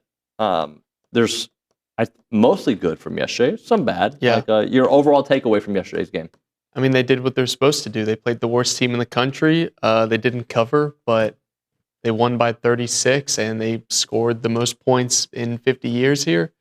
But yeah, I mean, the defense is concerning. You can't give up 84 points to the worst offense in the country. But that's not a surprise to anyone. Like, we know what this team is. We know defense is not their strength. And so why is it not their strength if they play so hard? They had to prioritize, given their situation, they had to prioritize offense in the portal, and there were not many players left who could do both at a high level, and so they had to prioritize shooters, and they're very limited one-on-one defending, and so that leads to their team defense not being as good, and if teams are more physical than them, which most teams in the SEC will be, and if teams can shoot the ball well, which most teams in the SEC will be, they're going to have to shoot the ball really well to make up for their lack of defensive ability. Is it 6 different starting lineups so far? Yeah. Do you think and part of it's because of injuries, right? Like you're getting guys back. Rylan was sick last night. If he was in the lineup, it probably would have been the same because they just swapped Marcus Hill for him. But, I mean, that is pretty much the starting lineup once everybody is back will be Rylan, Ruben, Jakari, Mackenzie, and Rashawn. That's the lineup that they think works the best right now. Did I see 66 bench points or something like that? It was a ridiculous number. That's a ridiculous number. Yeah, I mean they're deep in that in a game where everybody's going to play. I mean, how many guys got more than 10 minutes? Everybody but 2. Like that's what you expect from this team. They're going to try and get to their bench first and utilize their depth against teams who, I mean, quite frankly, no disrespect to Mississippi Valley State, but it didn't really matter who A&M put out on the floor. They were going to put up points. So you're just trying to get everybody minutes, trying to get guys like Chris McDermott and Jeremiah Green minutes because the bench will be shortened eventually, and just trying to develop those guys as much as you can in the 10 to 12 minutes you play them in these bye games. So help me understand this. They forced 31 turnovers? Yep. And they still gave up 84 points. Yeah, how many possessions? I mean, when you score a lot of points, the other team gets a lot of possessions. I know that's part of it, but I mean, it was aided by the fact that I've got it right here. There were 69 free throws, 52 fouls, and it was a 2.5-hour game, and there were 86 possessions, which is the most they've had in a game this year. So when the ref, Mr. Pat Adams, Mr. No shade to Pat Adams, but sometimes his games aren't the most fun to watch because they blow the whistle a lot. And it helps when you have a team that can actually make free throws to where those games aren't detrimental. But when you're stopping and starting and stopping and starting, and it's like every time down the floor is ending in free throws, there's going to be way more possessions and they're going to give up way more points. But on the flip side, they're going to score more points when you hit 84% of your free throws. But yeah, I mean, if Mississippi Valley State didn't step out of bounds half a dozen times and throw the ball away, they might have put up 95, which is just not what you want to see defensively. Talk about the Mackenzie Mbako timeline / 19 points, 17 minutes. He's getting closer to being a full go. Yeah. I mean, you saw it, the fact that he was only out 2 months, and you see how Pop has struggled after being out 11 months. It was much quicker for Mackenzie to get back in rhythm. He looked totally fine. 19 points in 17 minutes, made every free throw, made 3 threes. And the beauty of it is he has more room to grow. He has more time to get chemistry with his teammates. But yeah, he was totally fine. And in his debut on Friday, didn't feel right, felt some pain after 3 minutes. So he pulled himself out. So I was just trying to see if he was going to play and not pull himself out at any point. And that's exactly what you saw. He got 17 minutes. He's probably going to play at least 20 to 22 against Florida State. Probably won't get the most minutes on the team, but they're trying to ease him back into Sure. it so that hopefully by SMU or Pitt, he's fully ready to go give you 25 plus minutes and be on the floor more than anyone and hopefully score more than anyone because they're going to need him to put up close to 20 a game right now. Just with what's going on defensively, they're going to have to outscore every team with a pulse that they play. So, health of the team, Kenzie trending in the right direction. What's the latest with Pop, with Aggie, Griffin? Like, how's everybody trending? Yeah, well, Rashawn should be fine. He only played 4 minutes because, again, he got hit in the face. And Bucky said he should be back for Friday. Rylan had the flu. Like, there's a couple guys on the team that are sick, but he's got the worst of it by far. He should be fine for Friday. Pop is fine after not playing on Friday. So hopefully they're at full strength on Friday. You truly never know if Rylan doesn't get healthy enough. Maybe they don't play him. Or Rashawn, you may see him wear that mask again, but they should be good to go for Friday. All right, and not to look too far ahead, but this stretch with FSU, Pitt, SMU, like, would you say they got to, I mean, if they want to make the tournament, this is what, 2 of 3 before you get to SEC play there? Yeah, you really have to win at least 2 of these games to get to a point where your non-conference schedule isn't held against you. If they get that SMU win, maybe you could get by just by winning the SMU game, but I still don't like the idea of having like a bottom 100 strength of schedule and coming out of it with 4 losses. So because you lost that UCF game, you really have to get at least 2 of these 3. They all should be quad 1, definitely Pitt and SMU. Florida State, because it's neutral, maybe quad 2, but they really have to get 2 of these 3 to go to SEC play feeling like there was really no damage done in the first couple months. Like they weathered the storm. All right. Thank you, Luke. Appreciate you. Of course. Jacob. All right. When it comes to your money and your peace of mind, it starts with the right team, and that right team is Aggie-owned Paragon Financial Advisors. They're an independent fiduciary serving clients across Texas with no commissions, no sales pitches, just trusted advice tailored to you. They have a team of 18 professionals, including 9 CFPs, a CFA, and a CPA, and their expertise at Paragon runs deep because their credentials do matter, and so does your future. Visit paragon-adv.com or call them up 979-693-3907 to schedule your free consultation today. It is Paragon Financial Advisors, integrity, expertise, and trust. Paragon Financial Advisors.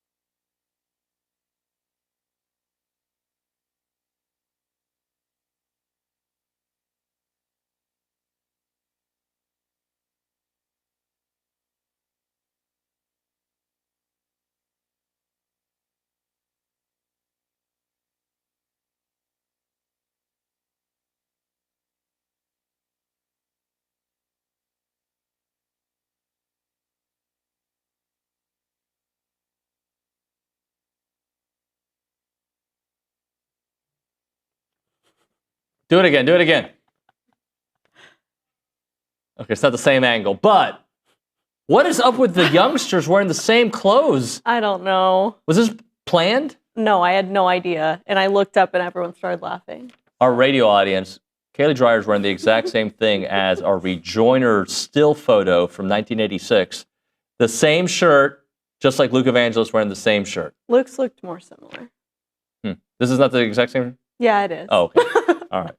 Anyway, Around Aggieland. What do you have for us on Around Aggieland? Yeah, so last night, Aggie men's basketball scored the most points in Reed Arena history and the second most points in a single game in program history to take down Mississippi Valley State 120-84. They will travel to take on Florida State on Friday, November 28th with the tip-off set for 4 p.m., so right before the Texas game. And then moving on to women's basketball, they traveled to Hawaii for a tournament. And in their first game, Nicera Pryor had 18 points, 11 assists, 9 rebounds, and 6 steals to lead the team to a 78-66 win over VCU. They then dropped their first game of the season in the final seconds to UT Arlington, 61-60, and bounced back in the last game of the tournament to take down Colorado, 59-46. This was a season low for Colorado as they only scored 46 points and had 20 turnovers. They will return home to take on Georgia Tech next Thursday. And then last thing I have, Aggie women's volleyball swept Vanderbilt in 3 sets to take the win in the quarterfinals round of the SEC tournament. They then took on Texas in the semifinal round and lost in a competitive 4 sets, which was led by Kendall Stowers' 18 kills and Afena Kazakpala's 9 blocks. Kaylee, great stuff. Thank you very much. Thank you. Great outfit. All right, we're talking Rollo Insurance before we hit a break. The family-owned agencies dialed into TexAgs. Rollo Insurance Group is doing amazing work helping small agencies keep up with the slow-motion corporate takeover of the industry, the insurance industry. Tech markets, education, and succession planning are a big challenge. What you need to do is go to rolloinsurance.com/TexAgs and listen to Keith and Jackson's commentary right here from this studio not long ago. At Rollo Insurance, Aggies are doing all kinds of work to help out other Aggies. RolloInsurance.com, 888-44-ROLLO.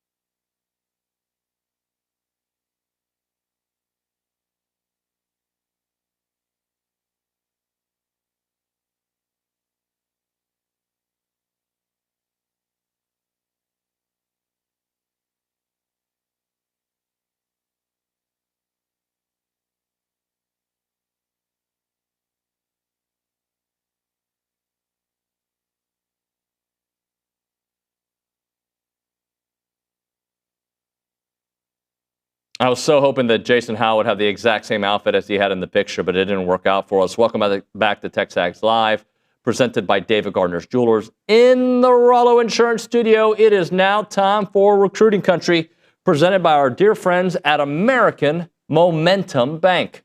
And with that, we go to the Buppies Catering and Bartending Hotline. Jason Howell. One thing I can tell you about Jason Howell, of everybody who works here outside of Nick Savage and myself, and maybe Richard Zane, and Kay Nagley. Sorry, so there's a bigger group than I thought of. Jason listens to the show. Okay, like, I have my alerts off during the show. Sometimes I catch it because I have my laptop on, but I have my alerts off because I noticed when I first started doing the show, every time my phone would go off, I'd be like, who's texting me? Who texted me? Who texted me? So I turn it off. But every once in a while, I'll check it during the break, and then Jason will have a commentary from 2 hours early, like, my bad, Jason. I love you, bro. But good morning, sir. Happy Thanksgiving. Yeah, you too, man. I'm sorry, everybody can't be Luke Evangelist and be mirroring their promo picture. But I'm rocking the Stuttgart Ricebird shirt with some maroon. 11-0. Got a big quarterfinal matchup on Friday in the 4A state playoffs in Arkansas. So got to rep the hometown. Rep your hometown. All right. Rep our Aggies. I mean, I don't know. What do we call this from a recruiting point of view? What do we call A&M Texas this weekend with all that's happened, all that can still happen? Yeah, I mean, it's another big, giant opportunity right before signing day. A&M has played more meaningful games on the field, but they've also had opportunities. This is like Death Valley a few weeks ago in Baton Rouge. It's a chance to take over, impress a lot of recruits that are going to be in town for that game. I saw Trey Moore from Pflugerville Weiss, a big 27 receiver, is going to be over there. Braylon Williams, big stud linebacker from Arlington Lamar, is going to be in Austin. And I know that visitor list is just going to be stacked with top talent from in-state and out of state that are looking at both Texas and Texas A&M. So it's a chance to get a big recruiting W that you're going to feel mainly in that 27 and 28 class, and just keep laying that foundation for what's to come. Talking to Jason Howell here on TexAgs Live. Jason, I want to jump to something that you sent me that's a little bit later on, but it's just for the timing of it, with Hatton decommitting. Just kind of give me some of the lay of the land there, because I don't think we've discussed it on air at all. Yeah. And what's next at running back? Well, so Jonathan Hatton, running back from Cibolo Steel, decommits this week. It was a bit of a surprise in a lot of ways. It's something that kind of crept up, and I think not the emergence. KJ Edwards has been a dynamic running back since before he committed. But I think there was some trepidation of, okay, how are we going to really split the carries? Maybe seeing some Tiger riding, some of that depth at running back. I think Oklahoma, who has been there throughout his recruitment, he was actually committed to Oklahoma before A&M flipped him, and they're able to pull him back in before signing day. And right now, I think I know there was some evaluations going on at running back. There was some talk of John Hebert from Houston area, who's just this, I think he's averaging like 23 yards a carry, it seems like, but he's had like 2,000 yards the last 2 years, but committed to Houston. I know he was a name that came up, but I think right now they're going to end up staying pat. And probably looking more towards the portal and see what happens there. But even with the way things are, I think it's a deal where you're looking at, okay, we got Tiger, we've got Jamarian Morrow, we've got Reuben Owens, and you've got KJ Edwards coming in. What do we really need, and what are the roster needs for this? I don't think it's necessarily a a shoo-in that you have to add another running back, and it may, or at least a big, top flight, guy. Maybe you add more of a fullback or a hammer, if you will, a big running back that can get those short yardage needs for you. But right now, I think it's still up in the air, and they're still evaluating all options and seeing what's out there, both in the portal and on the high school ranks. But I think portal is more likely than what you're going to see in high school. Jason, how do you feel about A&M's recruiting momentum based on everything that's happened? And again, back to something I phrased in the first question, and what's still to happen? Yeah, I think in 26 things are looking great. This is going to be a top 10 recruiting class in the country. It's going to be one of the best in the SEC. Top to bottom, you're going to have more blue chips than just about anybody in the country. I want to say from top to bottom, you're looking at a class full of 4 stars, and it's regarded as one of the top pound for pound classes in the country. So I think recruiting wise, you just picked up Jaden Warren, one of the fastest prospects in the state. I think he ran a 10-100 meter, flipped him from Houston, and this is a guy who's really produced this fall, and shown himself not just to be a track guy, but he brings some size. He brings a speed. He's a guy that you can throw in there with Ashton Bethel-Roman and Isaiah Williams and the Mario Cravers and all that, and really add to that receiver room. So I think he brings a dynamic there, and then you're continuing to watch Braylon Womack. You're continuing to watch KJ Ford. That both of those are committed to other SEC programs right now, and we'll see how it all plays out as signing day approaches on Wednesday. It's right around the corner, so we'll see. But right now, I think A&M's in a good spot. I don't expect a ton of drama. I think you'll see everyone that's committed right now sign on signing day, and you may add a few more. So you're looking good as things are starting to wrap up for this 26 class. Jason, I know that it's the Houston territory, but just talk to me a little bit about what went into the Warren flip, and because I feel like that's the name that we talked about for quite a while on this show, there was interest, there kept on being interest, and then it happened. Yeah, and I want to say he visited unofficially this summer, and there was a lot of talk, and he was definitely a guy that was being thoroughly evaluated. Ultimately, he chose Houston and to stay there with the Cougar program and had some strong relationships. I think A&M's offense definitely caught his attention in a big way this fall.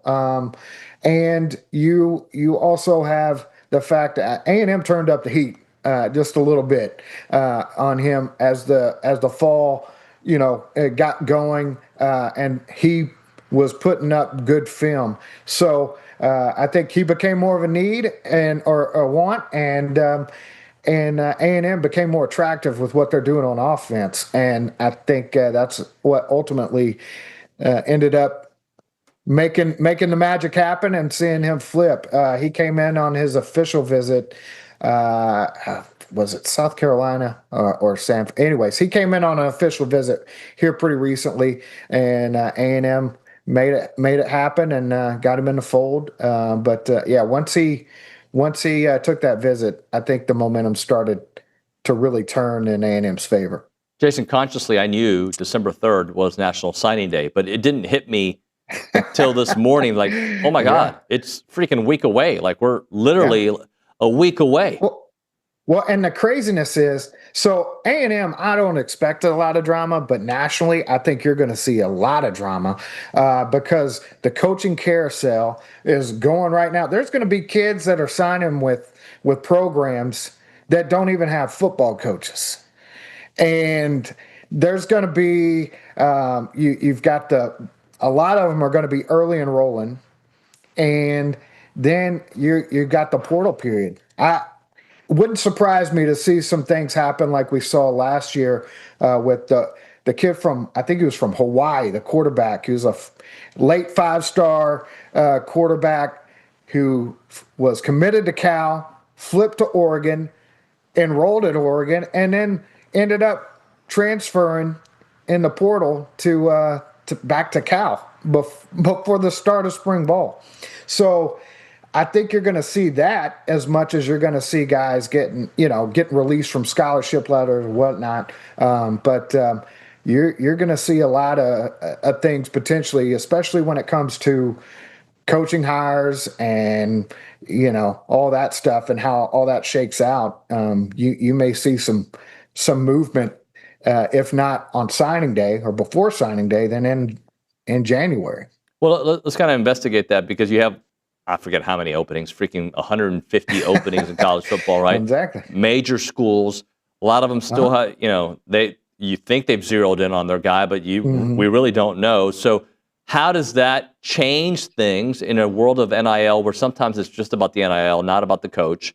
And could A&M benefit still? Are there still some things out there that maybe slow down, David? Let's not say that we've got the entire class just yet. Well, look at the guys that A&M's continuing to recruit. You've got KJ Ford, who's committed to Florida, and the Billy Napier situation. Yep. And then you've got Braylon Womack, who's committed to Auburn, and the Hugh Freeze deal. So they're continuing to watch those situations and evaluate all that, while A&M's looking rock solid. I think one of the things that I've really put together on Womack is, hey man, A&M can sell that. Hey, we have stability. We've got we've got Elko locked in. We've got a great staff. We got a great product on the field. We can sell the steak. This is what you're getting right here. And while those programs, it's still very much wait and see, and you don't even know who the coach is going to be. You may have an idea. I'm sure there's some people talking. Usually in these situations, you have ADs get involved and things like that, where these are the guys we're looking at, whatever. So that kind of stuff happens, but with some uncertainty, you never know, and that's always going to be favorable to those that are looking good and have a lot of stability going in their favor. And A&M's in a great spot from that standpoint. While I welcome those flips, right, and I hope they happen, but there's something about knowing that this class, for the most part, has been done for a long time, right? Like there's something about, long time. Hey, here's our business. This is who we want. We got them. It's not like these dramatic, Hail Marys at the end that you just if things ended today and you get this class, you're going to be elated. If you add to it, it's just gravy. Yeah. Absolutely, and they've done a bang-up job. You've had some flips. You've had some things that happen over the course of the recruiting process. I want to say, with Hatton, that's the first flip since March. Yeah. So, you're gonna have some of that. But they've done a great job of getting in on the guys they wanted and securing their commitments and holding them strong. Well, I said since March. Jordan Carter also flipped here decommitted here pretty recently. But for the most part, they have avoided a lot of late drama. And I know we've seen it. There have been a lot of, we talk about the NIL era and the lack of, guys staying put. There's flips and decommitments all over the place nationally every week. And we've seen it throughout the SEC and from the beginning of the fall. But these guys are making decisions earlier and earlier. And when it comes to what A&M has to offer, there's like we said, there's a lot of that stability, that culture that Elko and his staff have built has really done a great job of selling itself. They don't have to bring them in and give them the song and dance. It's, here you go. This is what we got. take it or leave it. And I mean, people love it. Jason, I was going to ask you, like, the stability, how much does that matter to the kids in this day? I know it matters to the families, right? You would think it would. How much is that a talking point for these kids? Well, when you talk about stability, you talk about, okay, especially with what Elko and them are showing right now, it's about development. It's about culture and knowing what you're getting in a program. When it comes to changing of the head coach, you never know what style of offense, how you're going to be developed to the pros, what they're going to.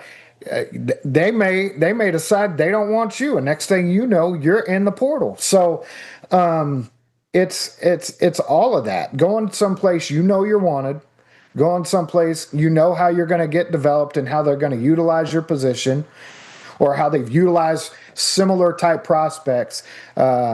With your talent and skill level or skill set, I mean, that's all important because ultimately the goal for these guys isn't just to get an NIL check.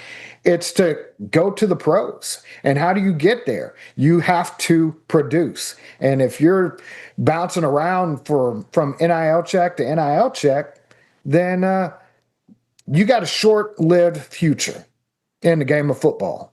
It's you got to find a team and get in and get developed and get to that next level. And that's still the ultimate situation, and having a proven product that's shown to develop players and develop culture and then put them onto the next level. That's highly attractive. And that's what A&M's showing right now. Jason, before I let you hit a break, I want to ask you a little bit more about KJ Edwards. Is this one that we think it'll just be revealed on signing day, or is this one that, like, we just don't know? KJ Ford? Yeah. Yes. Yeah. I mean, I don't know his timeline. KJ is one of those guys that it wouldn't surprise me if he just turned around on Thanksgiving and said, "Here you go. Here's the graphic," or whatever. Right. And it wouldn't surprise me if he waited till 6 p.m. on signing day, or it's actually the signing period. They have through Friday, I think, to sign. If he waited a few days, it wouldn't surprise me one way or the other. But I think A&M is in a good spot there. We continue to hear good things about how the Aggies have, deliver, as far as just showing him how they want him, how they would utilize him, and him seeing that defense. But they, and all the relationships that he has in Aggieland. But I think he's also still trying to monitor what's going to happen at Florida, and we'll see what happens there and how it all plays out. All right, Jess, we'll hit a break. We'll come back with a little bit more. Right now, we're talking about Brazos Running Company, or actually Mike, who runs Brazos Running Company, a good friend of the show and of mine. His daughters have started an awesome company. Check out maceandhay.com. His daughter, Haley, class of 22, Macy 25, are two Aggie sisters, natives to College Station, fourth-generation Aggies. They want to rep their Aggie spirit in a way that's stylish, comfortable, and while studying, sleeping, and cheering. So they made pajamas. So for the girls out there, the moms, your sisters, your daughters, whatever it may be, these two Aggie grads have designed the official licensed Aggie toil pajamas, baby blankets, and most recently stationery with wallpaper, going to be launching very soon. Their pajamas feature original artwork inspired by A&M traditions, giving that classic Aggie spirit a feminine, timeless twist. And they do have a Black Friday special. Every purchase includes a free Gig 'em stationery set. That's right, a free Gig 'em stationery set. So check out the website and learn all about what Haley and Macy are doing at maceandhay.com. That is maceandhay.com. Get that stationery when you get your Black Friday special.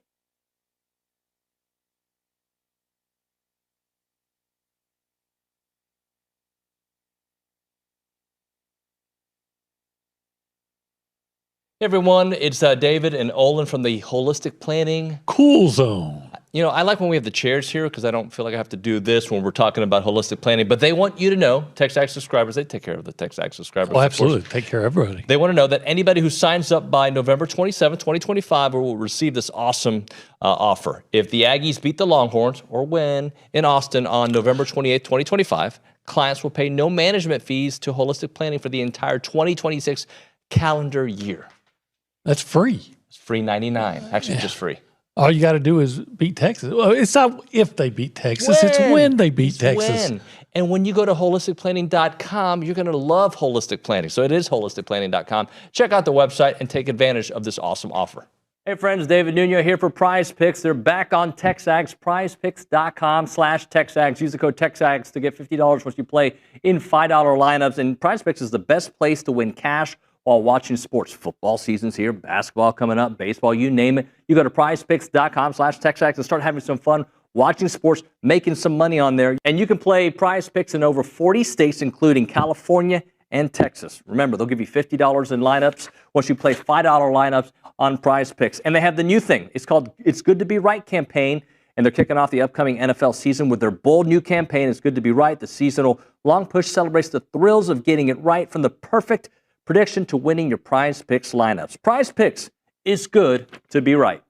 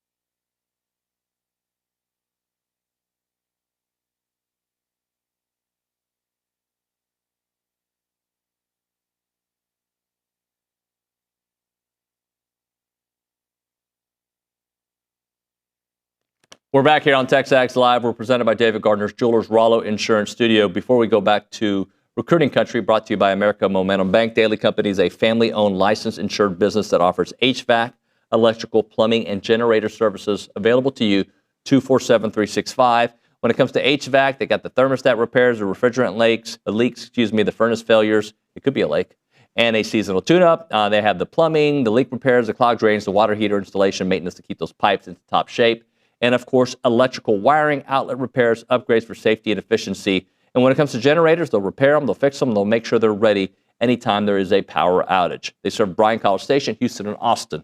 Upfront pricing with no surprises. Contact the Daily Company at 979-2060-2020 or visit them at godaily.com to experience the daily difference. All right, we go back to the Buppy's Catering and Bartending Hotline. We're talking to Jason Howell, 2027. It's not even December 3rd, and we're really focused on these 27s because they got a good group already. Well, and you better be focused on them because that's where the action's at right now. You're going to have some late flips. You know, you're going to be in on some guys there for in the 26 class, but the big work that's happening right now is in that 27 class.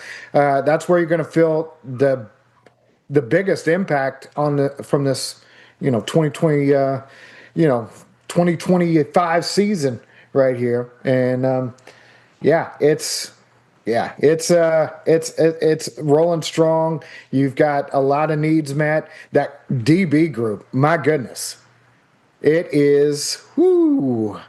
Yeah, you picked up Raylan Henry, Jaquan Snell. These are two of the nation's best. Jaquan Snell may be the hardest hitting safety A&M's recruited in a while. He is a headhunter. Go watch his video. We just put up an interview with Shane Tollison, head coach at Waxahachie, out there. But he brings a lot to the table, reminds a lot of Damani Richardson, who he's seen as a mentor, and Raylan Henry.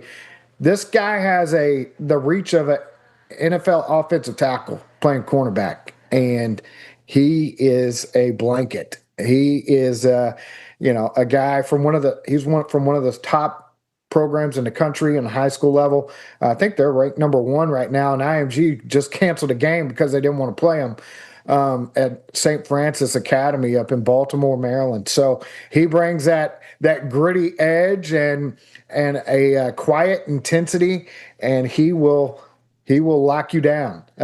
This is a program that's produced numerous All-American defensive backs, and Raylan is a prospect. I know Mike Elko, Jordan Peterson, and the staff have targeted from day one. So, two big gets in recent additions there in the 27 class, and it's the momentum continues. You got a lot of top prospects taking a really good long look at the Aggies, and like we mentioned earlier, that's where this A&M, TU game is gonna be a lot of fun out in Austin. You got another great opportunity to turn some heads and make some impressions, and these guys are making decisions. So good times ahead.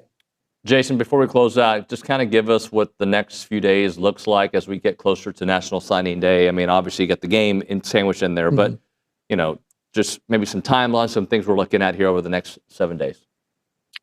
Yeah, I mean, we mentioned the Braylon Womack and KJ Ford potential flips. We're continuing to monitor those situations. We'll see how the head coaching searches go. I think we'll see a little bit more action after the regular season ends on Friday and Saturday. So you may see some of those questions get answered and how that impacts those two guys.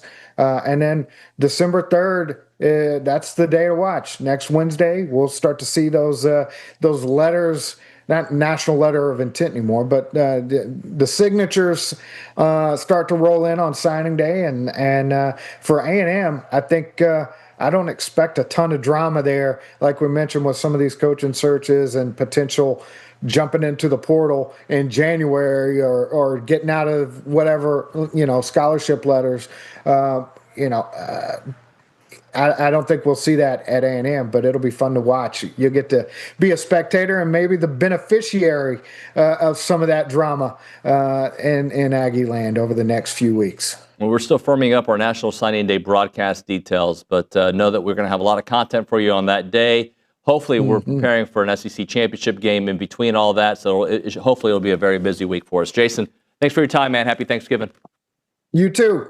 Appreciate you. That's Jason Howell on the Buppies Catering and Bartending Hotline. All right, so here's the deal, guys. I'm going to pass the baton off to Nick Savage here in a moment because I'm doing Thanksgiving with my parents a little bit early. They're supposed to be coming up here very soon, so we're going to do that. So what we're going to do is Nick and Sid are going to talk in a moment. We're also going to play part of my No Layup show, which some of you probably don't get to see because it's different content. So we'll play that for a little bit. And, we'll just finish up with that. Right now, though, Milliken Reserve. Happy Thanksgiving, everybody. Milliken Reserve Time, farm-to-table community in College Station. They got homes, they got trails, they got farms, they got wide open spaces, and they have a mission to build a healthy community around nature. They're committed to treading lightly on that beautiful land that you can find Milliken Reserve on, creating a sanctuary for family, for nature, and for community. They're dedicated to the conservation of a healthy community. Remember, they have 2,600 acres of open space, 30 miles of trails and homes, and they want to connect families to nature and to each other. Again, those extensive network of trails throughout a wooded landscape makes sure that you see all the white-tailed deer you can imagine, the songbirds, the rabbits, the turtles. You'll see it all, and they provide a natural setting for people to connect together outdoors. Go with your family outdoors. Enjoy it. Go to millikenreserve.com. That is millikenreserve.com.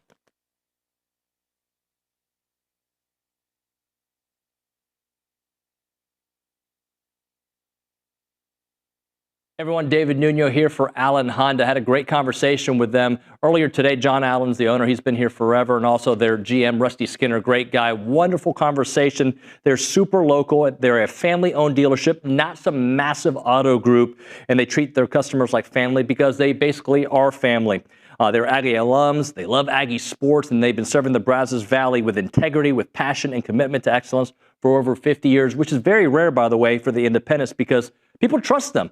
And that's why they've been doing it for such a long time. Whether you're looking to buy, lease, or service your vehicle, you can count on them for transparent, no pressure experience that puts your needs first. And I can attest to it. Had a great conversation about my own situation with them. Their knowledgeable sales team will help you find the perfect Honda to fit your lifestyle, from fuel-efficient sedans to versatile SUVs. Leasing options are flexible and affordable, making it easy to drive the latest models with confidence. And when it comes to service, their certified technicians only use genuine Honda parts to keep your vehicle running at its best, whether it's routine maintenance for major repairs or whatever it may be. And we know that trust isn't given, it is earned, and that's why generations of local drivers right here in the Brazos Valley and Bryan College Station keep coming back to Allen Honda. As part of the community with Aggie spirit in their hearts, they are here to make everyone's visit wonderful. So visit their showroom or their service lane and find friendly, efficient, and memorable situations when you go to Allen Honda. Come see why so many College Station and Bryan drivers choose Allen Honda for their automotive needs, and remember, gig 'em. Let's talk a little Snaps clothing. David Nuño here, and I love wearing Snaps clothing everywhere. I've got the flannel on right now. You've seen me in the Tailgater collection with the A&M gear. It is fantastic. If you see me around town with my sons, Christian and Cruz, they've got a bunch of Snaps gear. When they have big games for Consol, they wear nice clothes, so they wear their Snap stuff. And I'm telling you, with baseball season here, let's all kind of go looking stylish and fit to the games there at Olson wearing the Snaps clothing. As a reminder, they are the only official licensed Texas A&M Pearl Snaps maker out there. Their Tailgater collection is built for game day with breathable, moisture-wicking fabrics to keep you comfortable while you rep your Aggies in style. Now, whether you're watching the game from home or maybe you're in attendance, you're tailgating, whatever it may be, you got to make sure you head to snapsclothing.com to see everything they have to offer. It is fashionable, it is awesome, and you're going to love it.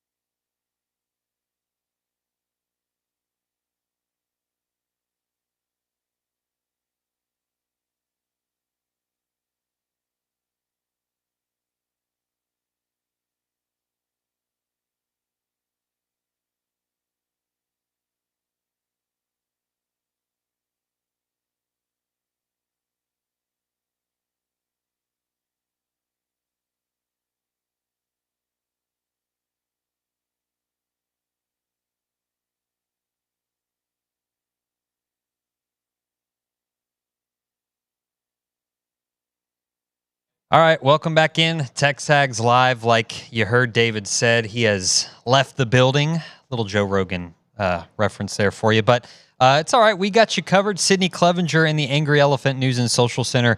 She's got the remainder 30 minutes of the show. So, Sydney, take it away. What do you got for us? Gosh, I hope not.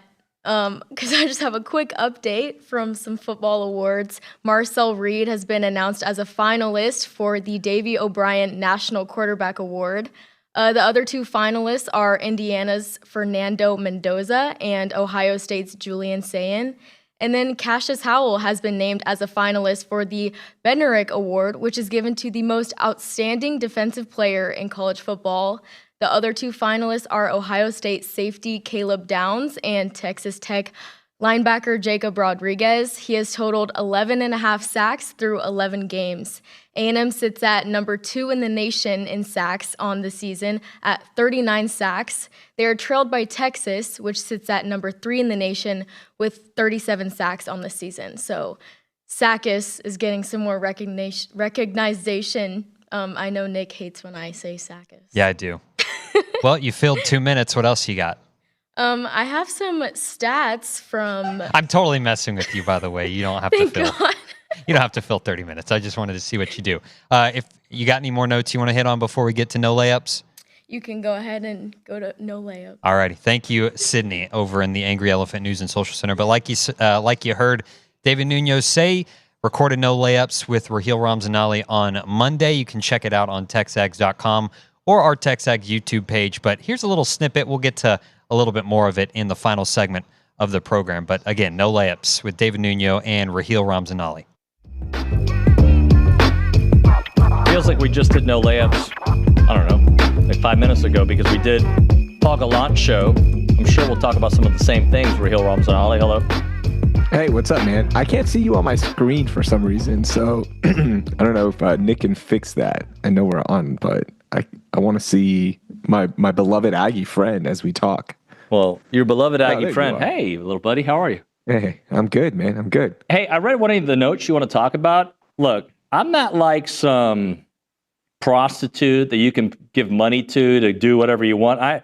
If I lose a bet between A&M and Texas, I am not like dressing up in Longhorn gear or bevoing it. Like, my brand is going to stay my brand, buddy. Like, I know it is. I don't do bets. So what?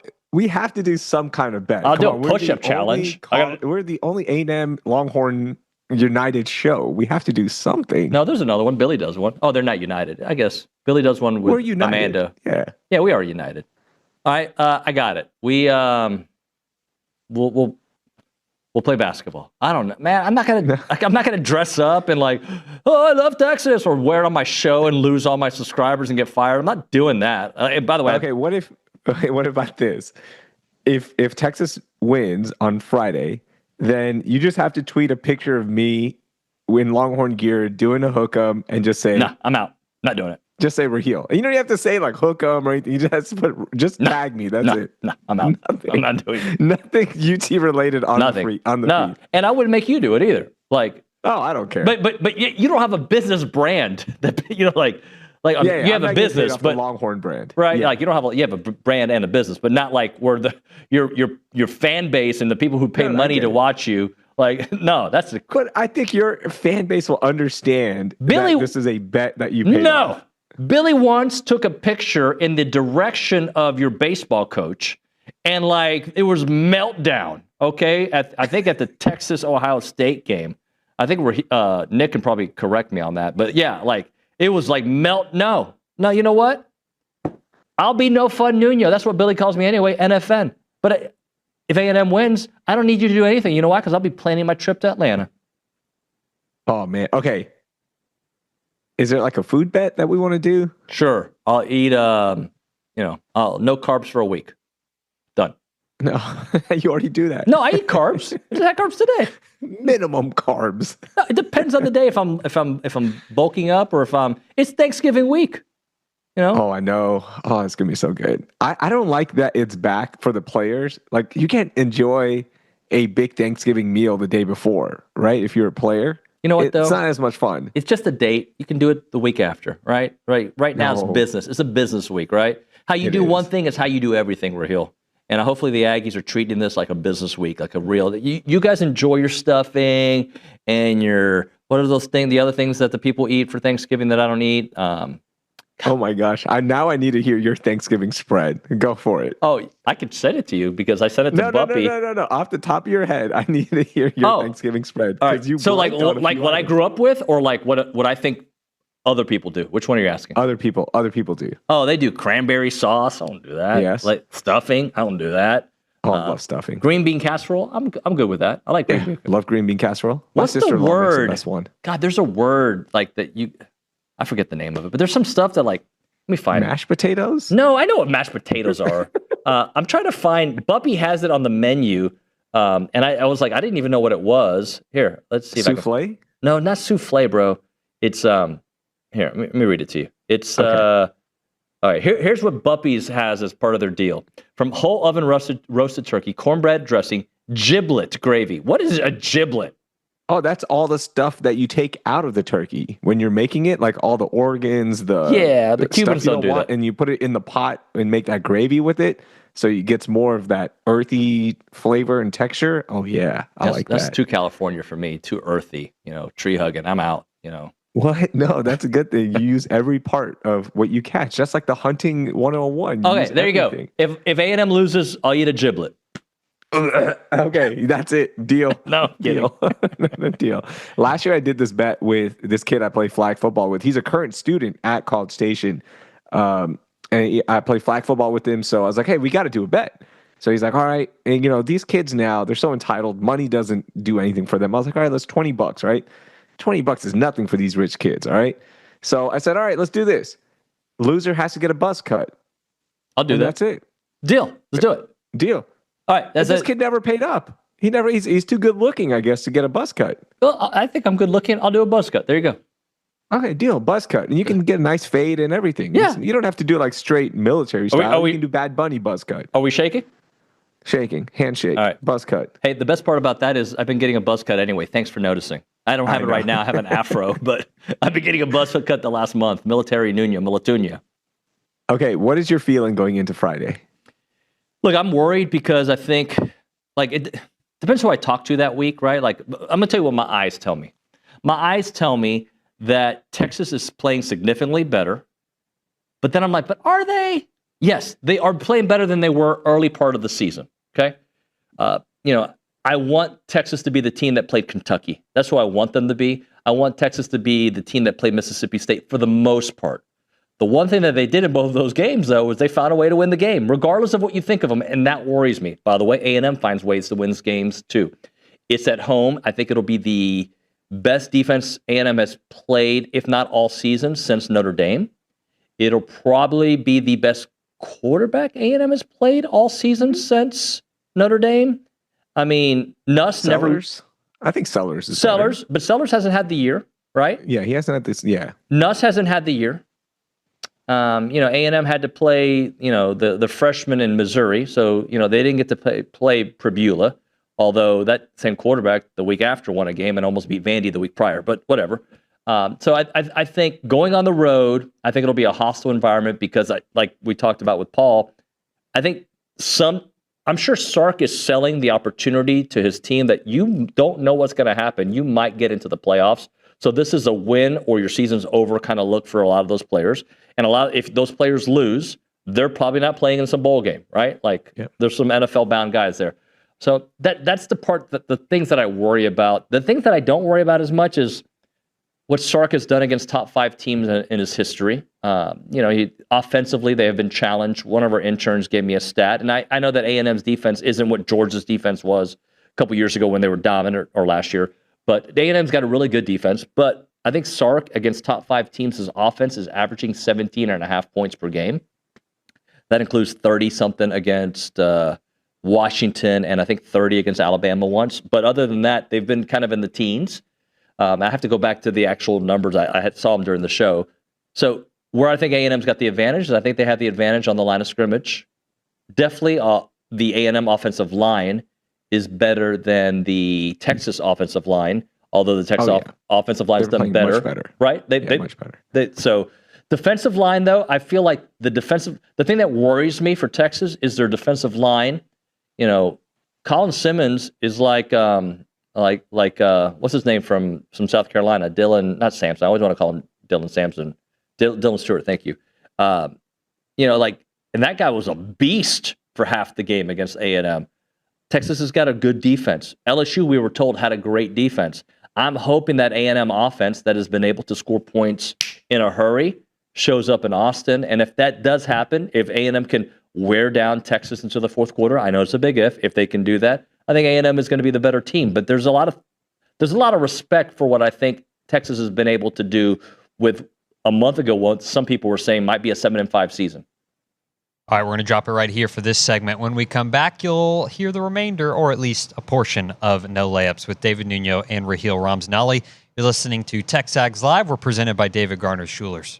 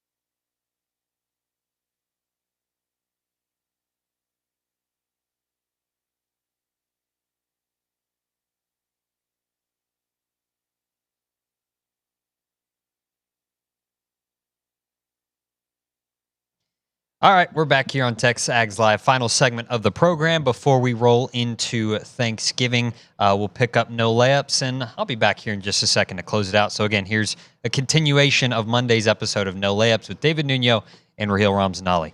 There's a lot of respect for what I think Texas has been able to do with a month ago what some people were saying might be a 7-5 season. I think the Texas defense is a little overrated, especially in the last few games. They were not good against Arkansas. They were giving up so many chunk plays. They weren't good the week before either. The secondary had all sorts of issues, not communicating. Granted, some of that is you were missing guys. They just came back. They're still getting readjusted and reacclimated, all that stuff. But the one thing that they do really well that could give A&M issues, their run defense is still really good. And their run defense will hopefully make it tough for y'all to establish a run game and keep the ball in Marcel's hand, which you don't want that much, right? Because Marcel's such a playmaker. But I don't think it matters. If you can turn the offense one-dimensional, then you might have a chance at this. But then again, you're going at a secondary that hasn't been good the last few weeks. So I don't think it matters, in your favor right now. I don't think it matters if like A&M against South Carolina had no rushing at all. Mm-hmm. And now I do think Texas's defense is significantly better than South Carolina's, but like what A&M has been able to do this year is win however they have to. I'll give them credit for that, right? Like there have been games where the running game has carried the load. There have been games where Marcel's been in the pocket. There have been games where Marcel's broken it down and run around you. They have won in the fourth quarter of games. They have played comeback. Like they have beat teams in different ways. So like I think for Texas to beat A&M is they're going to have to establish the run. They have to. Yes, they have to. And that's something they've struggled doing this year at many points of the season. Trey Wisner, though, ran all over them last year. This is a different defense. It's got a different personnel, and they're playing with a different swagger. So does Trey, what's his status right now? I know he played last week against Arkansas, but he's been kind of like sometimes healthy-ish. Yeah. We just like the running back issues for Texas. As a fan, we just don't know. Like, which running back are you going to get? What kind of health are you going to get from them? Are they going to be able to establish some kind of running game? So it's not just pin your ears back and go right at Arch every single time, because that's what it's been. You have to get that running game going. And I think a lot of it is also keep that offense off the field. If you can get a 6-minute drive, 7-minute drive, keep that defense fresh, right? All the generic things you always hear in football, you have to do those, unfortunately, because I don't think they're a college football playoff level team. But if they win by 2 touchdowns, or if they win by 2 scores, even 10 points, you make the argument. I will start making the argument like, hey, then look at the top 10 wins that they have and look how much they beat A&M by. They're not going to get in. It's going to be a long shot. Too much has to happen. And unfortunately, you shot yourself in the foot, losing to Florida, going in there. The way you lost, it was disgusting. You had to come back, but it wasn't close. The way you lost to Georgia, you played them tough for 3 quarters, and then you got run out. You got run out of the stadium. So I don't think you're a college football playoff team, but it'll be fun for the argument if they do beat A&M. I'm going to remove Texas from this equation, okay? Let's just call them Smurf University, all right? Okay, that's fine. What I think is going to happen is Smurf University is going to stop scheduling these hard non-conference games, because basically the Big Ten playbook, and by the way, the Big Ten did schedule a very hard game in Texas for Ohio State. But the way college football is going and the amount of whining from coaches, from Dan Lanning to everywhere, Indiana, like Cignetti, they're all whining about schedules that the SEC is doing. And if I'm Smurf University, I'm like, dude, if we don't play Ohio State to start the year, we're in the college football playoffs. Indiana didn't take on a non-conference team. A lot of these teams didn't. And I just think with Ole Miss, who have they played outside of their conference games? Yeah. Nobody. And I'm sorry, I do believe that the SEC is a gauntlet still, regardless of what people will say about schedules. I still think it's a gauntlet that an Arkansas team, a South Carolina team can beat you on any given Saturday. I do believe that. I don't think it's the same case in the Big Ten. I just don't. I don't think Purdue's going to beat Indiana this weekend. I just don't see it happening. That all being said, what advantage do you have to adding a Big Ten or a big game, non-conference game, when you're already going to move to a 9-game SEC schedule? It's going to make it to where it's not important to do it at all. Mm-hmm. And I think from a Texas perspective, you might be thinking to yourself, why would we do this moving forward? A&M, if you lose to Notre Dame, this game could get you in or out of the playoffs. Yeah, there's too much at stake. But I think for a lot of these coaches, it's that mindset of like, we want to play the best because we know it's a whole season. It's going to get you ready for the end. We feel like we're going to be a good enough team and we'll learn from those mistakes by playing tougher competition. But yeah. All right. Got to drop it right there. Plenty of no layups left. There's about 17 minutes left in that show. So check that out on TexAgs.com. TexAgs YouTube page. Got all kinds of fun stuff coming up today on TexAgs. Luchenbach at noon. We got plenty of content. The bonfire stream, if you missed that, is on there. On the Zone coming up next, you got Louis Bellina. He'll get you set for Thanksgiving, and then the Texas A&M game coming up on Friday. We'll be back on Friday to get your early pregame show. We'll have TexAgs Tailgate, as well as a post-game wrap for the Lone Star Showdown from Austin. So make sure you tune in for that. We'll see y'all tomorrow, or well, Friday. Happy Thanksgiving.